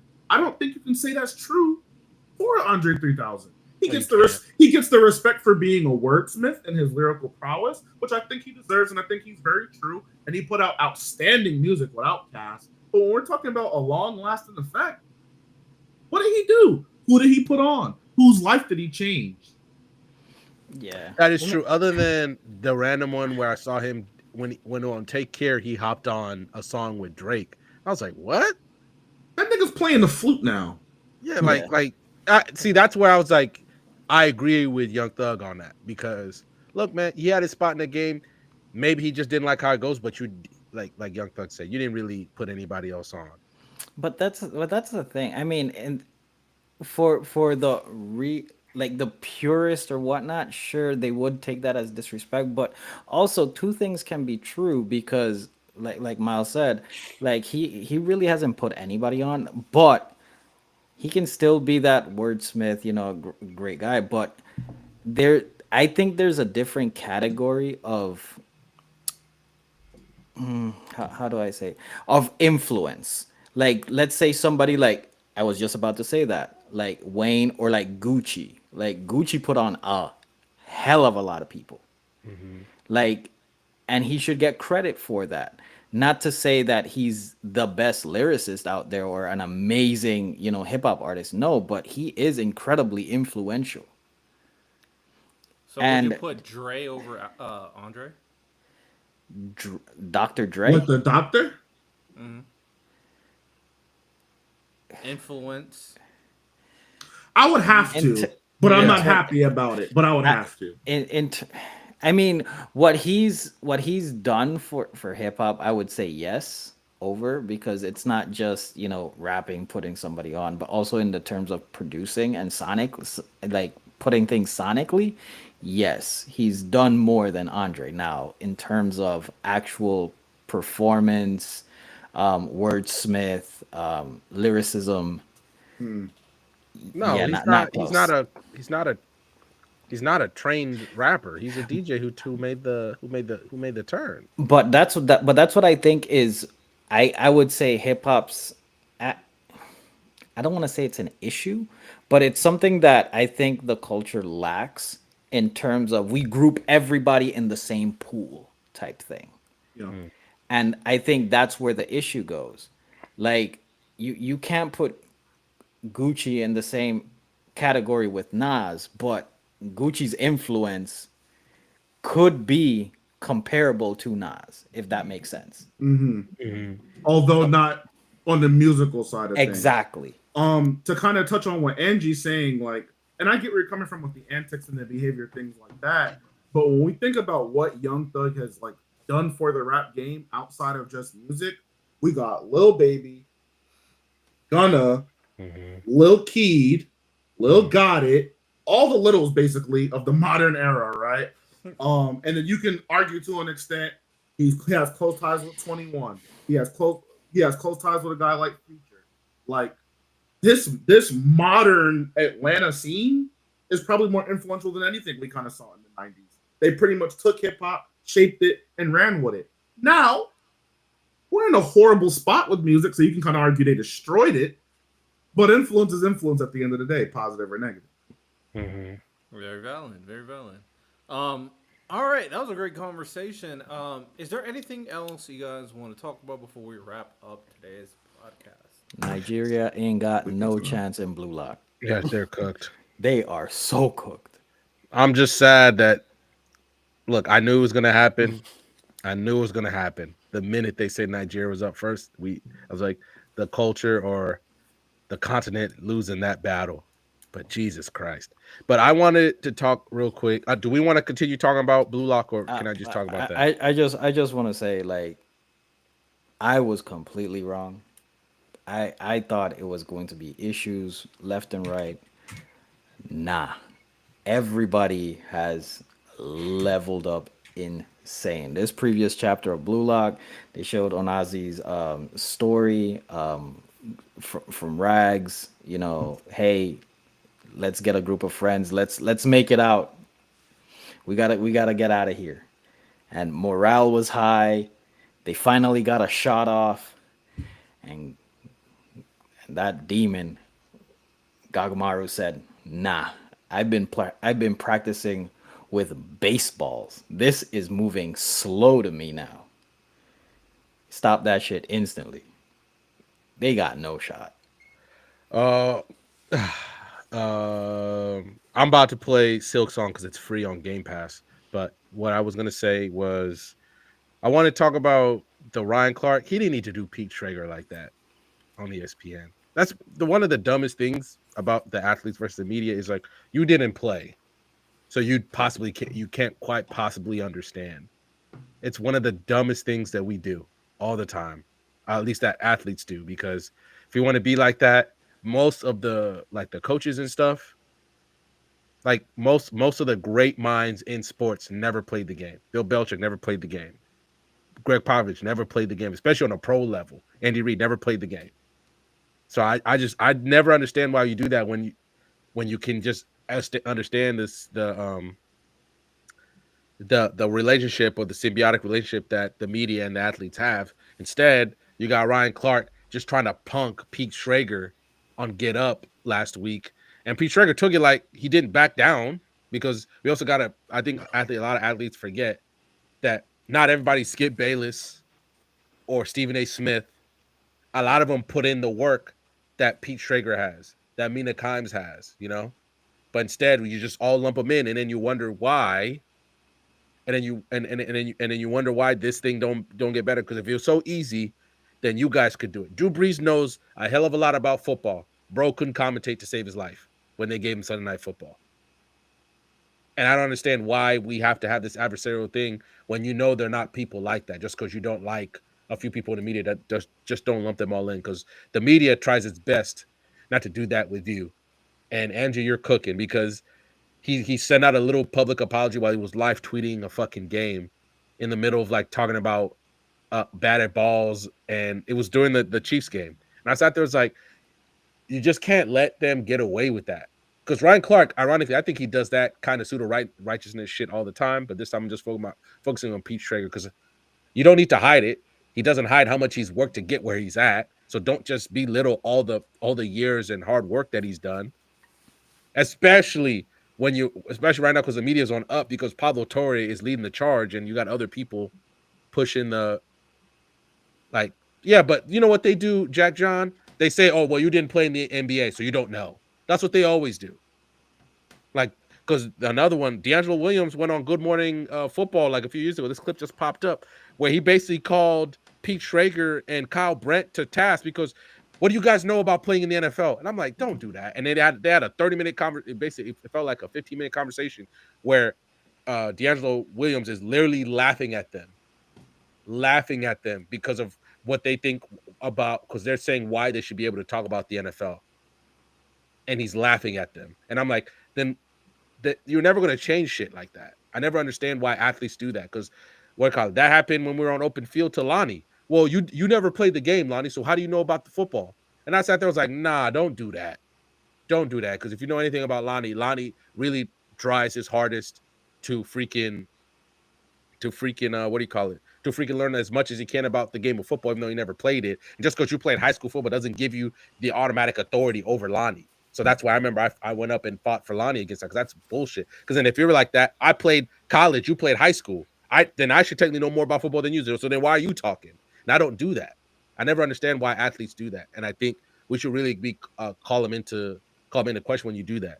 Just because a few bad actors, that doesn't paint the whole media as a whole. I never understand why, especially when athletes are getting cooked by non-athlete people, that's what they always end up referring to. Well, you never played, so you don't know. I never understand that. I mean, I pretty much agree. Anytime you got to go personal, I mean, you're feeling self-conscious. You don't have anything good to say. You want to feel superior in this conversation when you can't combat points. Very weak way to kind of go into things. That's why anytime I'm discussing something or debating something, I never go personal. You'll never find me going personal. I'll be trolling, but never personal. So once you go personal, it's like, oh yeah, you lost the debate. That's how I see it. You lost. And Ryan, you lost. You heard what he said about generational talents? Okay, Tom Brady, look, we can argue about Tom, but for you to say Peyton Manning was not generational talent, but then you say Andrew Luck was. So I'm just like, so you saying Andrew Luck was generational talent because he could run? They've been saying Peyton Manning was supposed to be the #1 pick in the league since he fucking threw a football. Like, so I don't understand why you, whatever. The new definition of generational talent is basically people who can throw and run. I don't like that definition. I don't like that. You just have to be athletic now. Because, okay, by that point, then Anthony Richardson's a generational talent. Yeah. And that's dumb. Obviously, no. Bro just lost a QB battle to Daniel Jones. People don't realize the aspect of, like, understanding the game. They don't... I think talent means more than the physical traits. Absolutely. But when most people talk about talent, they talk about physical traits.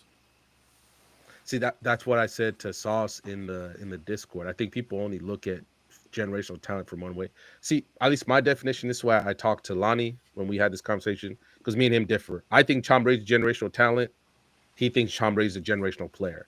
And when I say generational talent, I think when generational talents are people, no matter where they go, they would have been successful. Now, would Tom Brady have been, I'm only using him because he's the clearest example, would Tom Brady have been as successful as he was on the Lions as he would be with the Patriots? No. but he would have been successful. He would have been great. Now, would he been the GOAT? No. Like, and I asked this to Lonnie. Um, do you believe that Draymond Green is a generational talent? No. Why? Because I think I you can talk about players in this generation and you can remove Draymond's name from it, and it doesn't affect the story of basketball. So you don't think uh Draymond Green's a generational defender? I think that's what I No, said. no. You could argue that he's the best he's the best defender of his generation. I think he's a generational defender.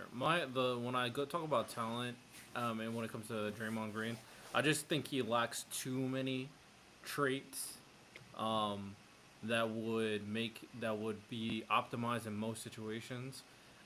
He got all the brains, but the difference between him and like comparing him to Tom Brady, like Tom Brady still can make all the throws. So it's like Yeah. there is So nothing that he was lacking.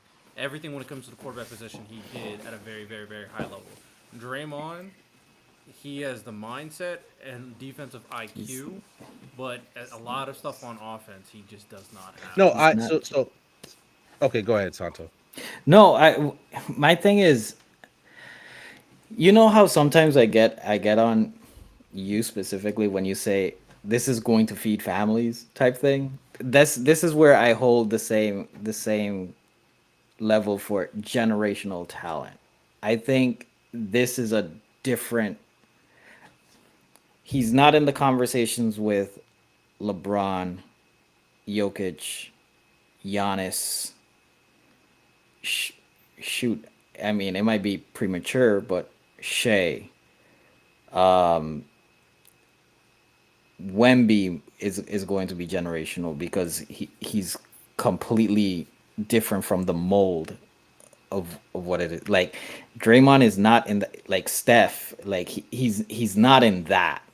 So this is the only reason I said he's a generational talent because of his defense. That's why I said that. Now, if you want to say because at one point me and Lonnie were going. So if you're going to say his defense is not generational, then Steph's shooting isn't generational because it's something like that. I'm not, Andrew, I wish Lonnie was here because I can't remember exactly how we got there and Lonnie forfeited. But I'm just using Draymond Green as an example. But let's just say LeBron or somebody like let's make it an easier one like LeBron. I think this is if LeBron did his career like 100 times. This is like what we've seen is one of the worst ones. It's obviously it's the fact that he went to Cleveland. They didn't really support him the way he should have, and then he had to leave and think it's just the way things work out. You know how it is. He still would have been great. Obviously, if he was drafted to another freak, let's just say if he somehow found his way on the Spurs, he might have 20 chips. I don't fucking know. You know how if he had a better organization around him. We just saw what we saw, right? But okay, Sandra, go ahead. If Draymond gets drafted and lands on Atlanta, I think is he generational? I think he finds a way to be successful. I Sure. think he still finds a way. Is he generational? I think Successful and generational to me is two different I think things. his defense is so good he would have been generational anywhere. Now, would it been as magnificent as it is with Golden State? No, but this is one of the better ways his career could have went. And to answer Jack John, Tom Brady would have been great. I think because there's so many other people who've worked just as hard as Tom Brady, who've done all the things like Tom Brady has. It just didn't work out for them, even when they're in better situations or in optimal situations. Like for me, generational talent is when I see a player. Now it could be on various degrees. I believe that person would have been great wherever they went. Peyton Manning would have been great if he played for Arizona, if he played on the moon, if he played in Russia. Tom Brady the same way, LeBron the same way. I think there's certain skills that players have. I think Tony Allen would have been a generational defender anywhere he fucking went. Like that's why. Now I'm not using this for But everybody. but So Tony, I'm not when using this for I everybody. you think I Tony think Allen is generational? The fact that there are multiple people who are some of the greatest offensive players in the game mentioned his name personally. So you think Pat Bev is generational? I don't think Pat Bev is as good as Tony Allen is on defense.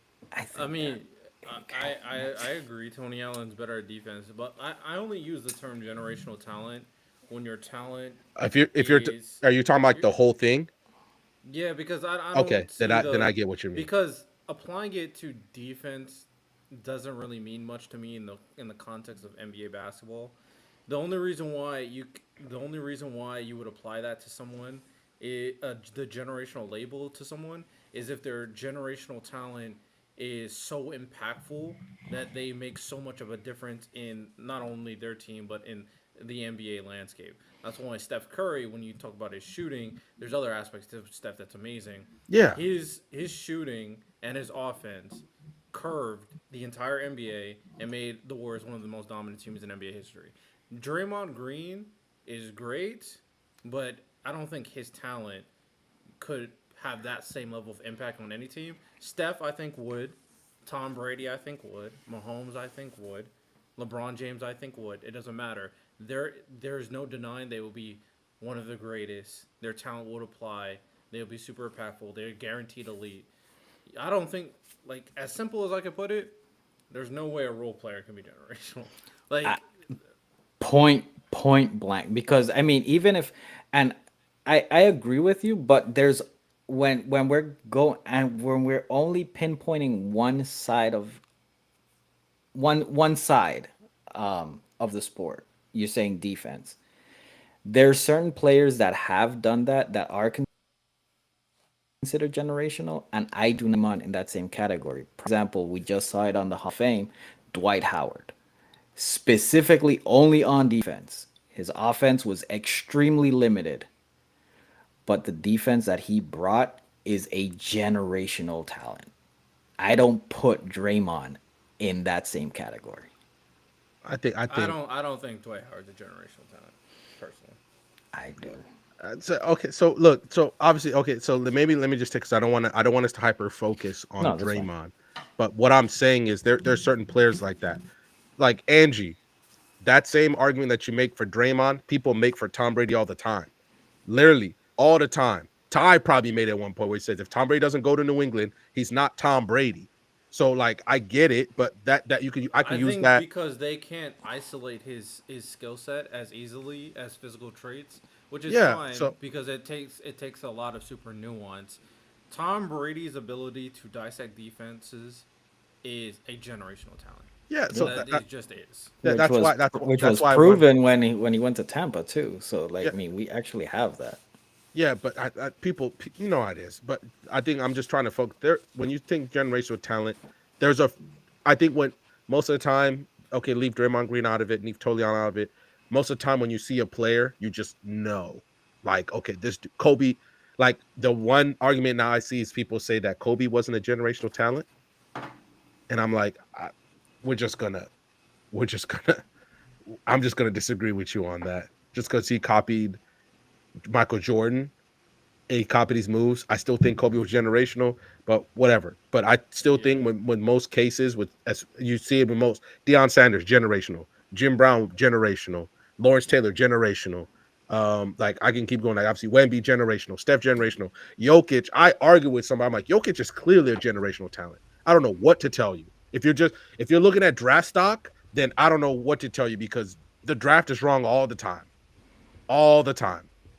But if you're looking at draft stock to see why he went to generational talent, if that's your definition because where he's drafted, then I don't know what to tell you.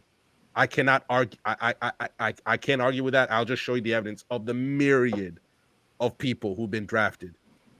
I think yes, it Um. can. Yes, it absolutely can. Yeah. I will. I do think work ethic. I don't know if I don't. No, I'm gonna say no. I don't think work ethic can ever be a generational talent. But everybody works hard. You have to be a generational talent to optimize that hard work into something tangible. The like Kobe Bryant is like known as the hard worker, but you have to be Kobe Bryant to become as good as he become. Only Kobe, out of every NBA player, have we've seen the notion of be like Mike. It only applies to Kobe. There's a reason for that, and I mean also LeBron James is a hard worker too. Dude's freaking 43 and still playing NBA basketball at high level. Like you can't do that without working hard. So Yeah. people, even though like people see these guys working hard, just because you work hard doesn't mean you become good. I think that's the tough part people have to understand is that, and like even in the NFL, how many generational talents do you think there are in the NFL right now? I think we throw that generational talent term way too loosely. And I agree with you, Santo. And they were wrong, Prodigy. Ben Simmons was not. Yeah, that was a big cap. Ben Simmons was not. Like so if you look so Mahomes, Mahomes, I'd say the generational talent. Would you Saquon, s- would you say Lamar, Derrick Henry's a generational talent, Derrick but Henry, Saquon? Saquon, I'll say Jettis and Jamar. They're on their way to be top 10 wide receivers of all time. Would you say Travis Kelsey. Brock Bowers, Watt? TJ, Miles Garrett. Oh my God, Miles Garrett. Miles Garrett. Would you say Uh, Travis Kelsey was generational? Oh, for sure. Travis Kelsey. A different way than the most, but Yeah. So I Travis mean, Kelsey, he just retired, but I mean, Aaron Donald is absolutely. definitely. for sure. Aaron Donald is the clear example. They lied about Trevor Lawrence, bro. I'm sorry to say. The bro. 1000%. Josh Allen, I would say, is generational. You know Why what? No, is Lamar. I Josh Allen is the pinnacle of hard work. I would say that for Lamar too. Lamar is weird to me. I think Lamar is talent and athleticism personified. Josh He's Allen also is worked as just a passer. no. I agree. He's definitely gotten better. He's definitely developed as a passer. Josh Allen, to me, like where he started and where he is now, I never saw it coming. Never. Big arm. Got all the traits, man. Amen. Joe Burrow. Traits. I'll say that right now. Favorite term, traits. I'll say Joe Burrow. I don't think he's generational. Joe Burrow's interesting. We'll have to see how everything plays out with Joe Joe Burrow. Burrow just needs a If he- lot. He needs some help, bro. That man fighting for his life. He does need some help. I think he's very good. But you want to say generational? I don't think so. Maybe not, but he doesn't need to be. The only one I'm confident for the quarterbacks is Mahomes. Josh Allen has all the traits. Even I don't know about Lamar and Burrow. like I'll say this, I think Tristan Wirfs for the Bucks is generational. In the first year in the league, he's immediately an All-Pro. He Not might even be. talking about teams, All-Pro, one of the, if not the best, right tackle in football. Then he moved over and he immediately entered the conversation with being the best left tackle in football. I'm not mad at Tristan Wirfs. Joe Alt has the chance to become generational as well. He's on a great trajectory. Would you say Jalen Ramsey was generational? He's on the backside now. Do you think he was generational or no? Because I'd argue no. Very good corner. Like Darrell Revis was generational. He was locked down every single time. Jalen Ramsey. He was one of the best physical corners in football history, and he's really great. We need to make this a whole video because is Richard Sherman generational? I wouldn't say so. I wouldn't say Jalen Ramsey either. I don't think Jalen I'll Ramsey definitely is. say Aaron Donald. I'll definitely say Miles Garrett. I'll definitely say I- Patrick Mahomes. Richard Sherman, I'm willing to have the conversation with him. You're not that dominant. They would throw to him. They would throw to his side, Sato. They just wouldn't. Is he as generational as Darrell? No. He doesn't travel though. But when we use the generational tag, you also have to use it in context of like other generations, and like I think Miles Garrett compares with the other generations. Aaron Donald Yeah. for sure compares to other generations. Mahomes obviously compares to other generations.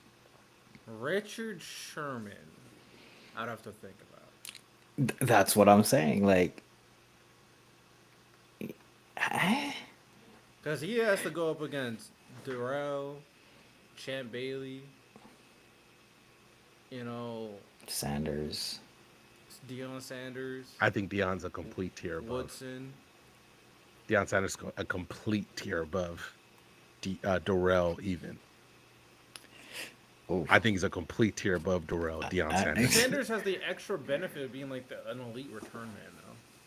He could also play. He also played receiver. Like man's Yeah, just he's like he can be an offensive. But that's the He's what that's Travis the Hunter is athletic aspiring slider goes But max. so the way I think about it, the way at least I know this seems very very simplistic, but if you're a quarterback walking to the line of scrimmage, and you see Deion on one side and Darrell on the other, you're throwing at Darrell's side every single time. You're not even taking a chance with Deion. Not even taking I a don't chance with know. Deion. I don't know about that. If you, Oof. You're not even. Bro, Revis Island was a thing, bro. I got you, but Deion Sanders. Deion is a playmaker, so I see what you mean. But Darrell was on that hip. No, I agree. You hate it. You hate throwing at Darrell Revis. I'm not saying, oh, absolutely. You hate throwing at Darrell Revis, but you're not even testing Deion. You're not even taking a chance throwing it to Deion's side. And they both travel, so they're just all over the field. You got to look every. Okay. Oh my God, he's on. You know what I mean? I just don't think you even test Deion at all. Which I just think he's so much better. Asante, don't listen to Asante Sammy. He wasn't generational. He said, well, I got more picks than Deion. What the fuck that mean, bro? That means they just threw more to your side. That's all that's telling me. Like, I would have to look more into Ty Law, but Asante definitely, who's he better than who we named? Like, what? I don't think he's as good as Jalen Ramsey. I think they might be on the same tier. I don't think he's as good as Pat Surtain. Now PS2, we'll see. This could be his run. Tag, but we'll see. This could be his run. He needs like 3 years of just like dominant. I think he's gonna be took what he did last year. I think he's gonna be a demon this year. But yeah, even like safety, I think it's like Ed Reed, no question. Polamalu, Troy Polamalu, Lynch, bro. Troy Polamalu. Troy. I'm an Ed Reed guy. I'm sorry. Every time Bill Belichick saw or Tom Brady saw Troy, he said easy money. Troy would fall for a lot. Troy's a great run stuffer. He's a great tackler. He'd obviously make amazing plays when he had to. But in terms of him being a good enough, especially in coverage safety, I think a lot of people were like, he was a different type of safety. He wasn't a pure coverage safety by any means, but he was still a playmaker. He's still a dog. Don't get me wrong. He was a playmaker. But are you going to say he's generational? Now, because of the other aspects, yeah. Because of the run stopping, because of the hustle, just like he's kind of like because the way he moves around all the field, just like think of like who do I want to? No, I'm not gonna say that guy. I'm just gonna say Troy Polamalu. He has enough other traits to the point where it's like his motor and the fact that he's always in a play, he has to be there. Great commercials as well. Underrated commercial guy for the NFL. Underrated. You know what Troy Polamalu? You know what Troy Polamalu is? He's that guy that's really skilled, and you're on the basketball court, and you're just trying to take it easy, and he's the one guarding you 20 like the whole court. Like it's not even that serious. He's like, nah, play ball. You're going for a layup, and he's smacking it off the backboard. Like you're just trying to walk up the court and he's on you. Like that's him. Brian Dawkins, Brian Dawkins had a good couple of years. Yeah. I don't know about Brian.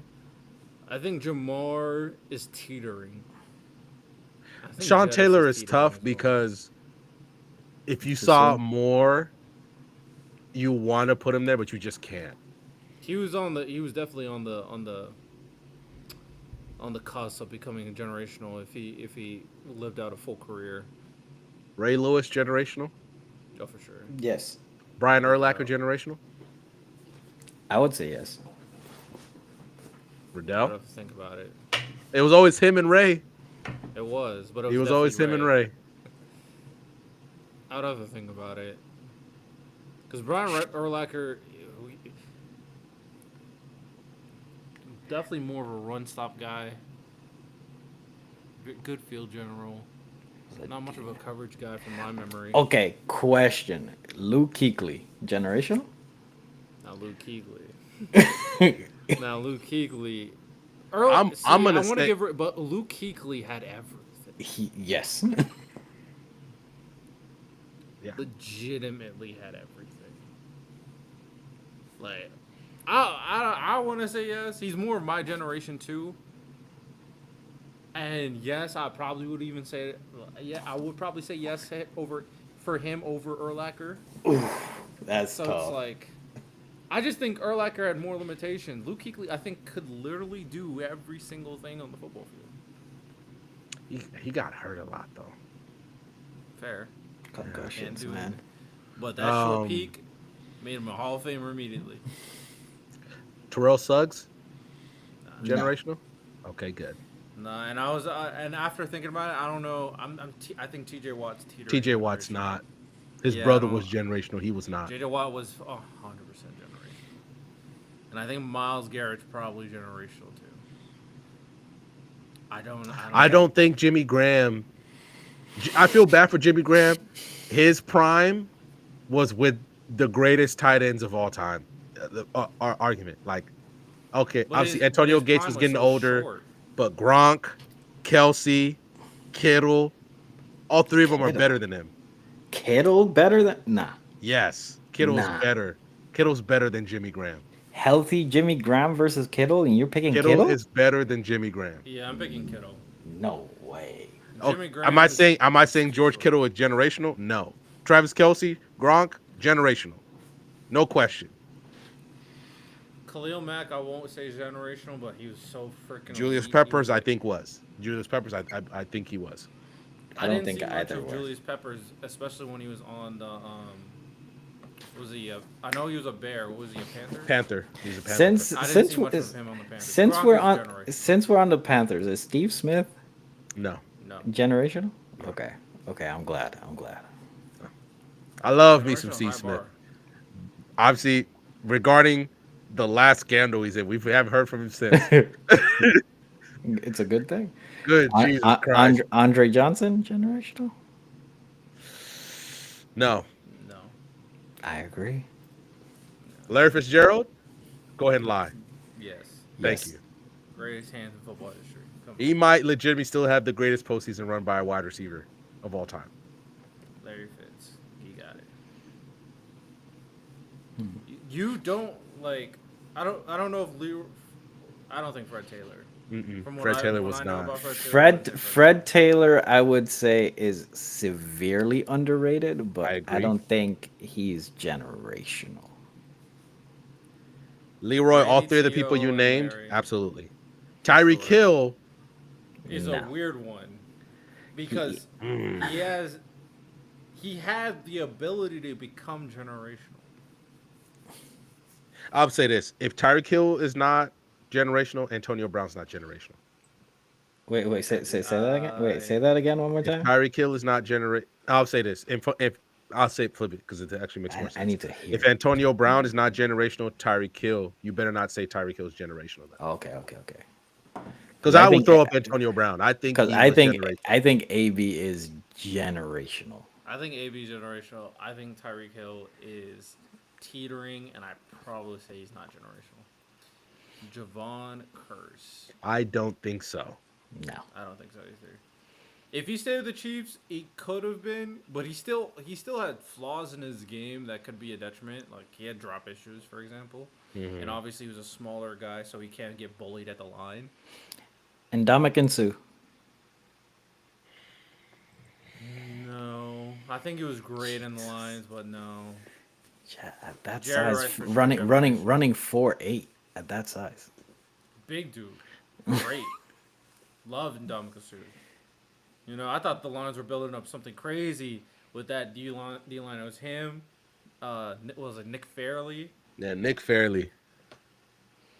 It's like, okay, they're building something over there. Okay, so I got Jerry one. Rice for sure is generational. I got a question. What is somebody that was regarded as a generational talent for you, just one person, and like missed the mark? Mine would be Jadeveon Clowney. I thought Clowney was going to revolutionize the league, and he fell flat. We had to sacrifice Denard Robinson for that. That's insane. The Michigan running back he smacked. I saw, Um, bro, I see that maybe once a month. Like I I get hit like that. I'm just I live on Earth. I'm not getting up. Calvin's definitely generational, and I don't know if this counts, but I'm gonna say him anyway. Odell Beckham Jr. I mean, I don't think I need. I'm not mad. That, I'm not mad. that boy Odell Beckham Jr. Man, bro, what he was doing on the football field was magic. You don't see football players become as mainstream as OBJ did. For like, he was arguably the face of the league. Like, oh my goodness, it just This is how serious that run was for OBJ. A lot of football players, if you notice in their commercials, they always have to wear their jerseys so people can know who they are. OBJ was not one of those people. He would just have his face and his hair, and people know who he was. everybody started getting his hair cut too. that was a rough time. That was a rough time in history, man. The blood, yo. Odell Beckham Jr. Because obviously I was a Giants fan. I was watching him all the time. He had everything. Like, he really did. Now, obviously, he had some, like, concentration stuff where he's not locked in all the time. But when he's locked in, there's nobody that can deal with him. But Now, Angie, he's underrated. I I agree. would say he's a little underrated. Now, me and Santo have disagreed on this about him. I don't, but I'll say this: I think we both. He's not generational. No, he's not. He's not but generational. God, But he's a Hall of Famer. he's a Hall of Famer. He's a Hall of Famer. First ballot. I Hall I of don't Fame. agree to that. I don't know about first ballot. I don't agree Well, to that. let's say it depends on how he finishes.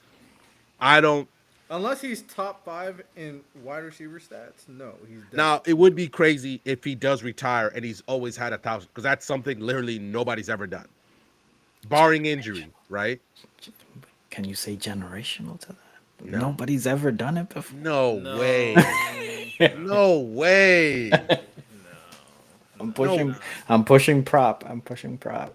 Like, but to answer, who was a guy that I thought was Was going to be generational. From the moment I saw Steven Jackson run the football, I said, "Oh my God. Oh my God." I thought Steven Jackson, every year I would pray. I'm like, "Bill, I don't care what it takes. We got Ben Jarvis Green Ellis running the ball behind Brady right now. Just go get him. He's not going to cost that much." And then he's one of those guys where, like, when you know Santo, and when you watch just a really good player on a shit team for years, and you're like, God damn it, just get this man out of here, and just watch him cook with somebody else. I love Steven Jackson. He was a great tank. He ran super hard. Super hard. You just triggered a memory, and I'm thinking of another Rams running back. I'm thinking of that boy Todd Gurley. Oh God. I'm not gonna hold you. I think Todd Gurley would have been if his knee didn't crap out. What was the one from the Titans? Chris Johnson. Chris Johnson. He's another guy. I was like, bro, if Chris Johnson went to another team, he would have. Oh my God. Ricky Williams. Rick Williams, they good traded shot. so much to get Ricky. They traded the whole draft, Riddell. Yeah, That's the only time that's ever happened. RG3 too. $2 super chat by Prodigy.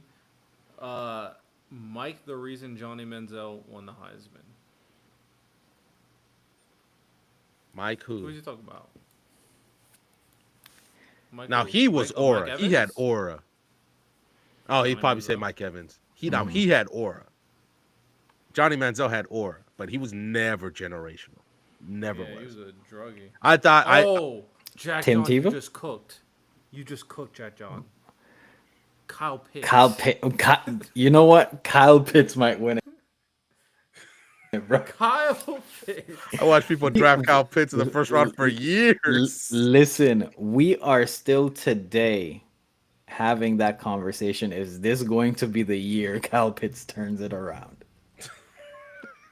Maybe he had like 6. Look, he 7 had a good game. Drake London Drake London goes down like, hey, Kyle Pitts, we need you, bro.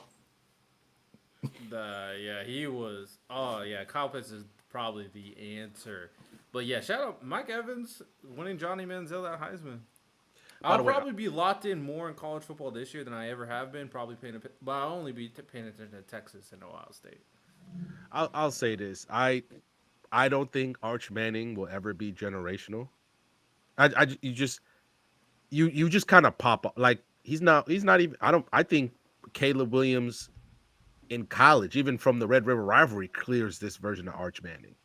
Like It's just one game. Yeah, but even remember, Caleb Williams came in a Red River rivalry and started balling out.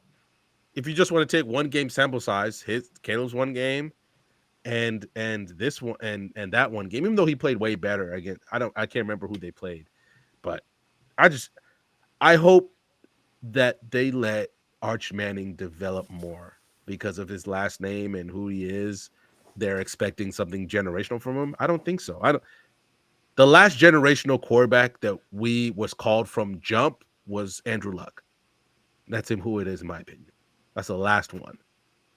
I agree because Caleb's not looking like it. Trevor's not looking like it. Mahomes snuck up on everybody, right? Yeah, definitely one that nobody knew, just like Josh Allen. Before real quick, last one for me. Before the allegations, would you have said Deshaun was generational? Yeah. He was carrying that Texas franchise on his back, man. He was cooking. Well, actually, I wouldn't say. I don't think so. I think there's a whole nother universe where he's like he just goes to team facility for a massage, and we might be legitimately be like, it's Mahomes or Deshaun. Who's going to win the Super Bowl next? Maybe. Who knows? But we don't know because we were so ready to put that MVP on CJ Stroud. I try to tell people. I was like, "What are we doing? It's his second year in the football in the NFL." Hey, he still made the playoffs, won a playoff game. That's great, man. That's what I'm saying. But they put that MVP like he could have. I'm glad people have learned not to do that with Jaden. Yep. I'm so happy because that's what I was worried with Jaden. I was like, they're gonna put it on him, and now he's gonna struggle. I mean, I still think they're both. No, Alex Smith was not supposed to be generational. Also, to answer you, Leroy, I was never hard on Shador. I was hard on like the weird stuff, like the drama. But I always thought Shador was the best quarterback in this draft. So now Shador he doesn't fit the actual mold of what they still want a quarterback to be. Shador's flashy, you know. Now, I don't think what you should use it on is Baker, because Baker was a lot the same way. He was fiery, and he also did some dumb shit in college, but they didn't criticize him the same way they criticized Shador. Remember when Baker was at Kansas and he grabbed his nuts on the sideline before the game and he said, "Oh yeah, if Shador did that, like blackballed, they would have been killing him." But I hear you. The Baker's good as fuck. I'm so happy for Baker. I'm so happy for him, bro. Oh my god! Listen, the fact that he's out of Cleveland, oh thank God, bro. Angie, I'll be this guy. I don't think Cam Newton's generational. I think he just missed. I don't think Cam Newton's generational either. A lot of people look at 2015 and act like that was him the whole time when it wasn't. Yeah, he just wasn't a good enough thrower of the football. Mm-hmm. And then when he could have been, he started getting hurt. So he spent more time in the training room. I think Cam Newton could be iconic. I don't think he's generational. Yeah, Johnny Football, people don't bring that up because they were criticizing how he was moving in college. They were criticizing him. But, you know, he was wild. He was wild. And look, Shador will probably play at some point, but let's keep it a stack. I think the Browns are drafting a quarterback in April. They're drafting another Yeah, quarterback. but I will say it takes a lot. Like Shador does need. I need to see how he plays in the NFL, like a real NFL game, because some of the throws you have to make, and we're seeing it from like Cam Ward's perspective. Cam Ward was throwing on angles, and he was throwing with like the ball hard. Like, can Shador do that? I need to see that. He doesn't have that arm talent. Because you need to do that at the NFL level. You just do. Shador doesn't have that arm talent to do that. Now, Reggie Bush, I think a lot of people want him to be. He's not generational. He's definitely another player that should have been better. It hurt so hard to say that, but I agree. Well, boy, when he do some generational shit. Bro, That jump he had over the Dolphins from 5-yard line, they still scored. Listen, that backfield of Deuce McAllister and Reggie Bush was a nightmare for people. They were carrying literally my Madden season, man. She. That's kind of. I'm glad. Hold on. Jason Witten. No, right? No. Antonio Gates. Yes. Yeah. I'll give it to Antonio. I'll give it to Tony. I'll give it to Gronk. I'll give it to Kelsey. I would think about Vernon and Shannon. Shannon, yes. Vernon, no. Vernon, no. And are you shocked that we said no to Jason Witten? No, I was just. Asking. Okay. I want somebody to make a clip of this so I can send it early. His Jason Witten glaze is insane. Ridiculous. That 5-yard curl ain't really like that anyway. And sure, he can block. Okay. And that one run where his helmet came off. Sure, I guess. It's great. I will say this though. That's a generational play because he ran like 30 yards with his helmet off. And it's insane that nobody in the NFL was like, holy shit. We never made a rule for this. He was in with Kelsey, Gronk, Graham, Gates. He's the worst. You're picking him fifth. He's the worst of the five. I'm not saying he's bad, but now Jeremy Shockey, no, Greg Olsen, generational athlete rap song or rap verse. Reggie White is Reggie White, yes. Like no question. The first Taylor Winslow for the Chargers, yes. I haven't seen enough. Jeremy Shockey, no, but my God, Supreme crash out. Love him. Who's the guy? This is when I followed the Giants because Jeremy Shockey was on that team, and then he came to the Saints, bro. Hey. Michael Irvin.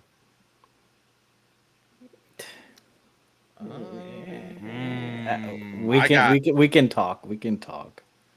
I'm saying no. Probably not. I'm saying no. We can have a conversation. Not. I got the hottest one. Emmitt Smith, not generational. I need to go watch more tape of Emmitt Smith to see like. I think Barry Sanders clears him as a running back. I mean, people consider Barry Sanders like the most talented running back of all time. To be fair, so that's not really fair. I would say I need to see more of Emmitt Smith to really diagnose him because I'm not one for narratives, and even though like his offensive line was elite, you still need to have the ball vision to capitalize with that offensive line. So I'd have to, and he was like, it's not like he was dominant. He was elite. Yeah. So the reason why I say I think Emmitt Smith maybe would have been just the same as what Barry Sanders did if he was in Detroit, but put Barry Sanders on those Cowboy teams, I think they win more. But that's the thing, like I think they win more. That offensive line in Dallas, like Emmitt Smith was playing a different sport, bro. I legitimately think they win more championships if Barry Sanders is there instead of Adrian Peterson. Yes, bro, yeah, not a question. Speed combination is ridiculous on Adrian Peterson. Vinatieri, yes. Yeah. Generational kicker. Yeah, honestly, he probably is the only one. Justin Tucker, I thought yes. it was- Tucker is there. Well, Well, I mean, Tucker after didn't have after the allegations, I mean, Do the allegations take him out of generational? No, I think it's the fact that Tucker didn't have the longevity that Vinatieri did. Gostowski And- for the Pats? No. I think the He only took over one for is- Vinatieri and the Pats didn't lose a beat. I got a question. But I'm thinking like, you have to be elite for a very long time to be a generational kicker. I got And a Tucker question. was elite for a while, but like he doesn't compare to Vinatieri's. I think Can you- Vinatieri's the tip top though. That's why I'm like, Devin Hester. Is he uh, generational? No. No. What? As a returner, but if you're talking about, are we going off? Because We're talking now about we're back to kicker. but a kicker, that's all he does. Devin Hester is literally the you- the But guy. That's also because he couldn't be a wide receiver. He couldn't be a wide receiver. He definitely could not be a corner. He's the only one though. Yeah, but okay, so when you have to really look at it. If certain receivers weren't as good as they were, they probably could also be elite returners. Like imagine If Dion only had to Hill. return kicks, if Tyreek Hill sucked at a receiver and just was returning the entire time, you'd be an elite returner. because if we're But gonna do that, they don't want to waste time putting him as a returner. if we're gonna do that, we'd put what's the dude still for the the best returner, Eagles? though. Brian Mitchell. Then you would have to say Brian Mitchell's generational. We'd have to say no. Dante Hall's nasty. Let me not say Dante Hall. I think you just got to use context a Then little we bit gotta say Josh sometimes. Cribbs. Nah.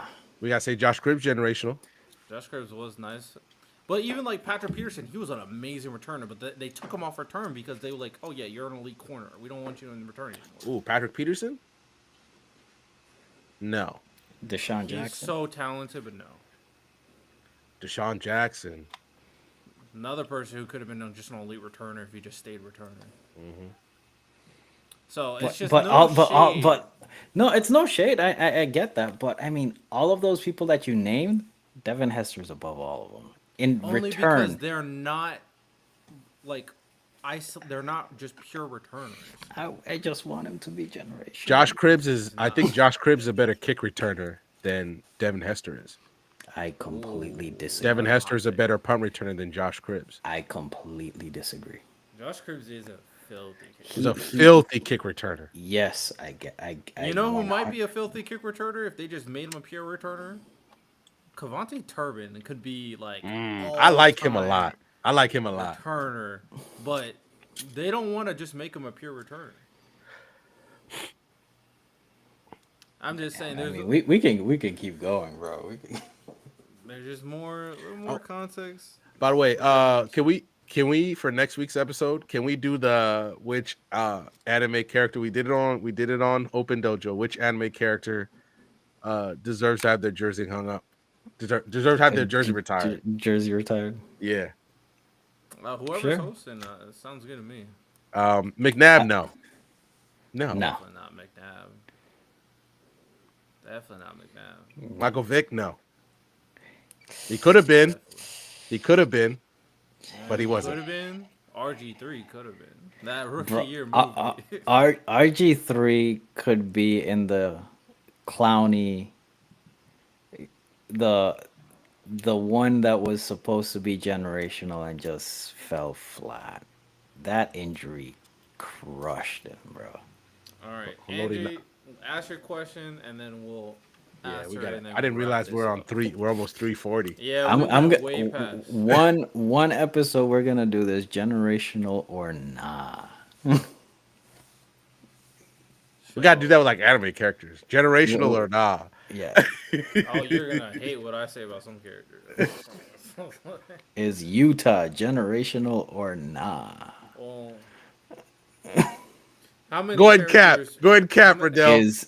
How many characters? How many characters do people think should have been the protagonist? I don't know many. Just because you're the protagonist doesn't mean you're generational, bro. I mean, generational side character who should have been the protagonist. That sounds pretty Nah, good he was to me.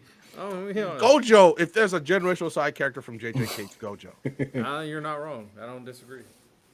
You saying there's two? Yeah. We can just stop right there. Let's just stop Or right maybe there. it's just you just not that great. We can just stop right there.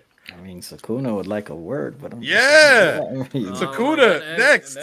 That ending for Sukuna, I don't know. Oh my god. You know what? Let's do it next week. Let's do it next week. let generational or Generational or nah. I'll give it a go, Joe.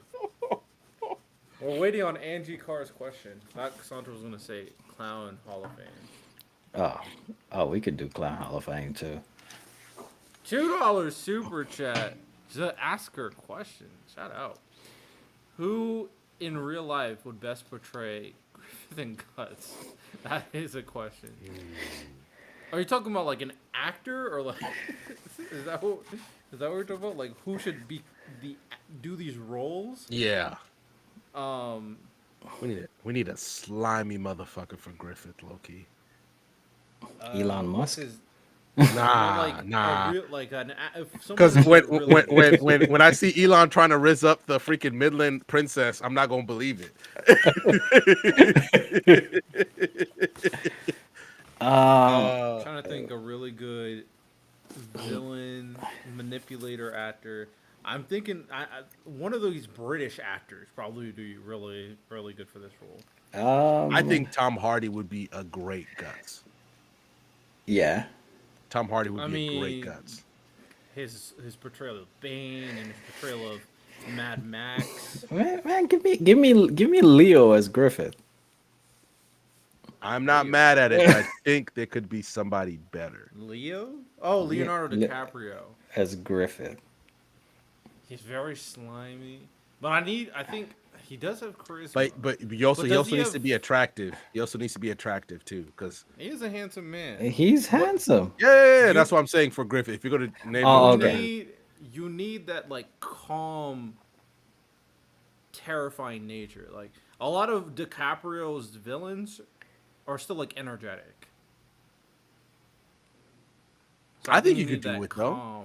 I think he could do everything, but because because think about it. What you need Griffith to be a great leader, a great politician, a Rizzler, and a slimy motherfucker all at the same time. And I think Leo could do all that. And we've seen all of that from Wolf of Wall Street to The Revenant to The Great Gatsby. Who's the guy? Nah. Get Jared Little out of here, bro.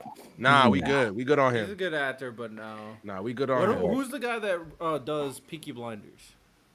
Oh, fuck. What's his? That's a great pick. That's a great. I think he could do the. Is that the guy from Oppenheimer? Yes. Okay, yes. He could do the calm villain thing perfectly. But does he got Riz? He got Riz though. Yeah. Have you seen Peaky Blinders? Touche. Say less. So okay, I'm gonna go with him, and then a Guts. Other than Tom Hardy, I couldn't think of anybody else. The problem with Anthony Starr can't do the Griffith. He's more of like a childish crash out. Cillian Murphy. That's his name. Yeah.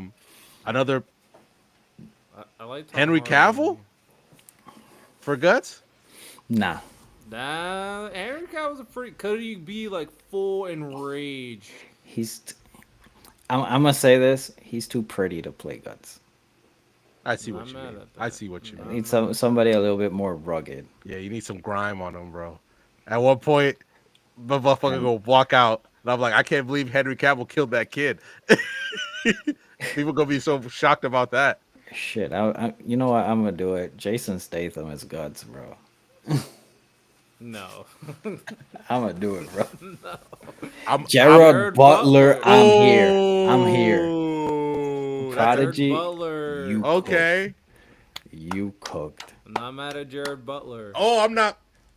He might also be too pretty. He's too pretty. You think about Thad Castle from Blue Mountains. He might be too pretty, but he could get grimy.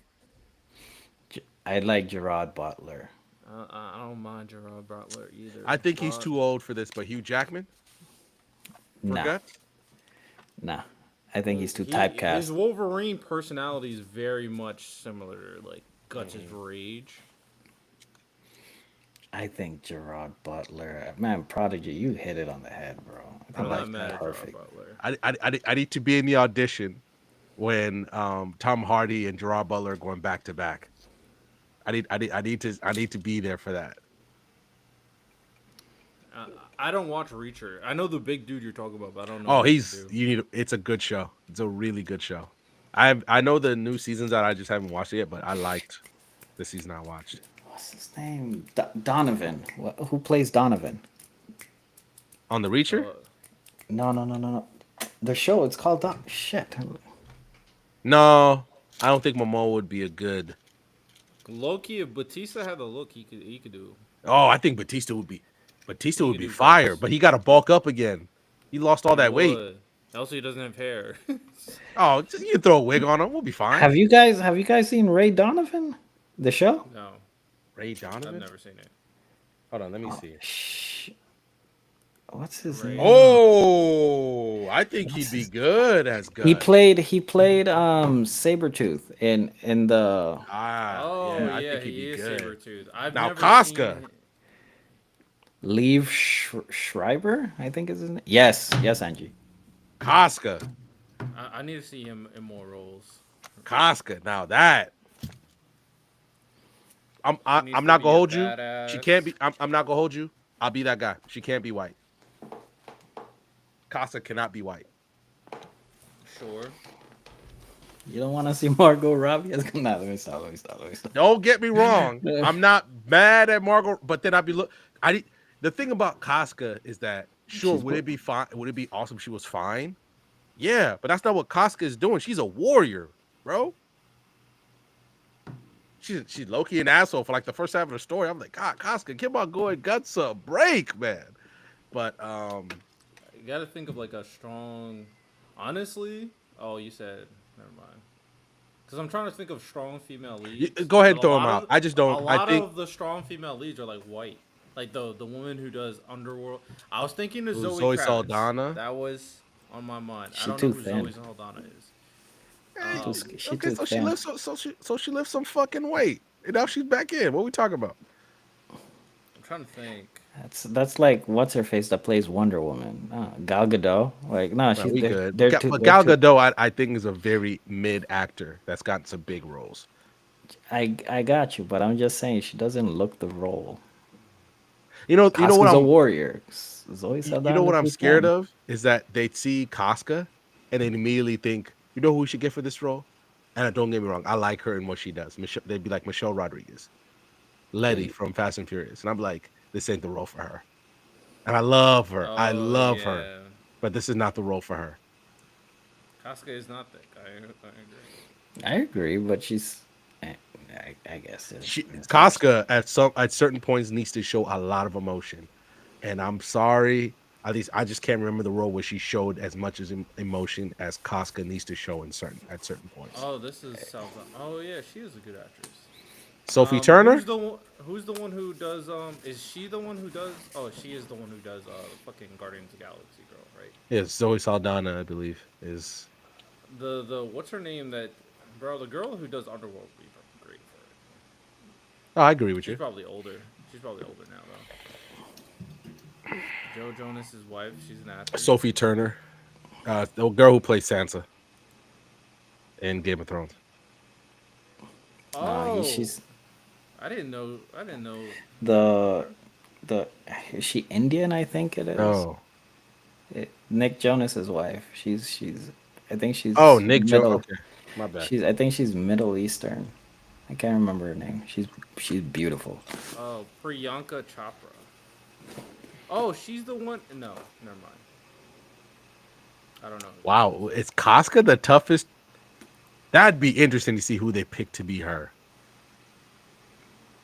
Now the craziest part is, We almost 4 hours in. Good guy. yeah, they could do the Golden Age live action Berserk, and I think it'd be fire up until they'd fuck up on Zod, right? They'd fuck up on Zod, even though I know who should be the voiceover for Zod, Josh Brolin. That motherfucker sounds like he's gonna have a Thanos type voice. Just let him cook as a voiceover for that.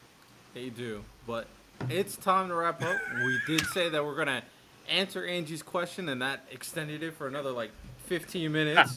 So appreciate you, Angie. Appreciate everybody who stayed around for the extra like hour after Miles and Tyler. We started talking about generational athletes, but it's time to go to bed. So this is our first attempt of using our new platform, Restream. I think it was a pretty good success. We've been streaming on TikTok. You just gotta now focus on TikTok streams while we also do this, and then we'll kind of do a bunch of other, stuff to continuously improve the streams. But that is all we got for today. If you guys enjoyed, like and subscribe to the channel. Rate the podcast 5 stars if you're listening. Share with your friends and family. Go to Linktree and follow all our socials and join the Discord. That's it. You have a good one. Take care. And peace. That scene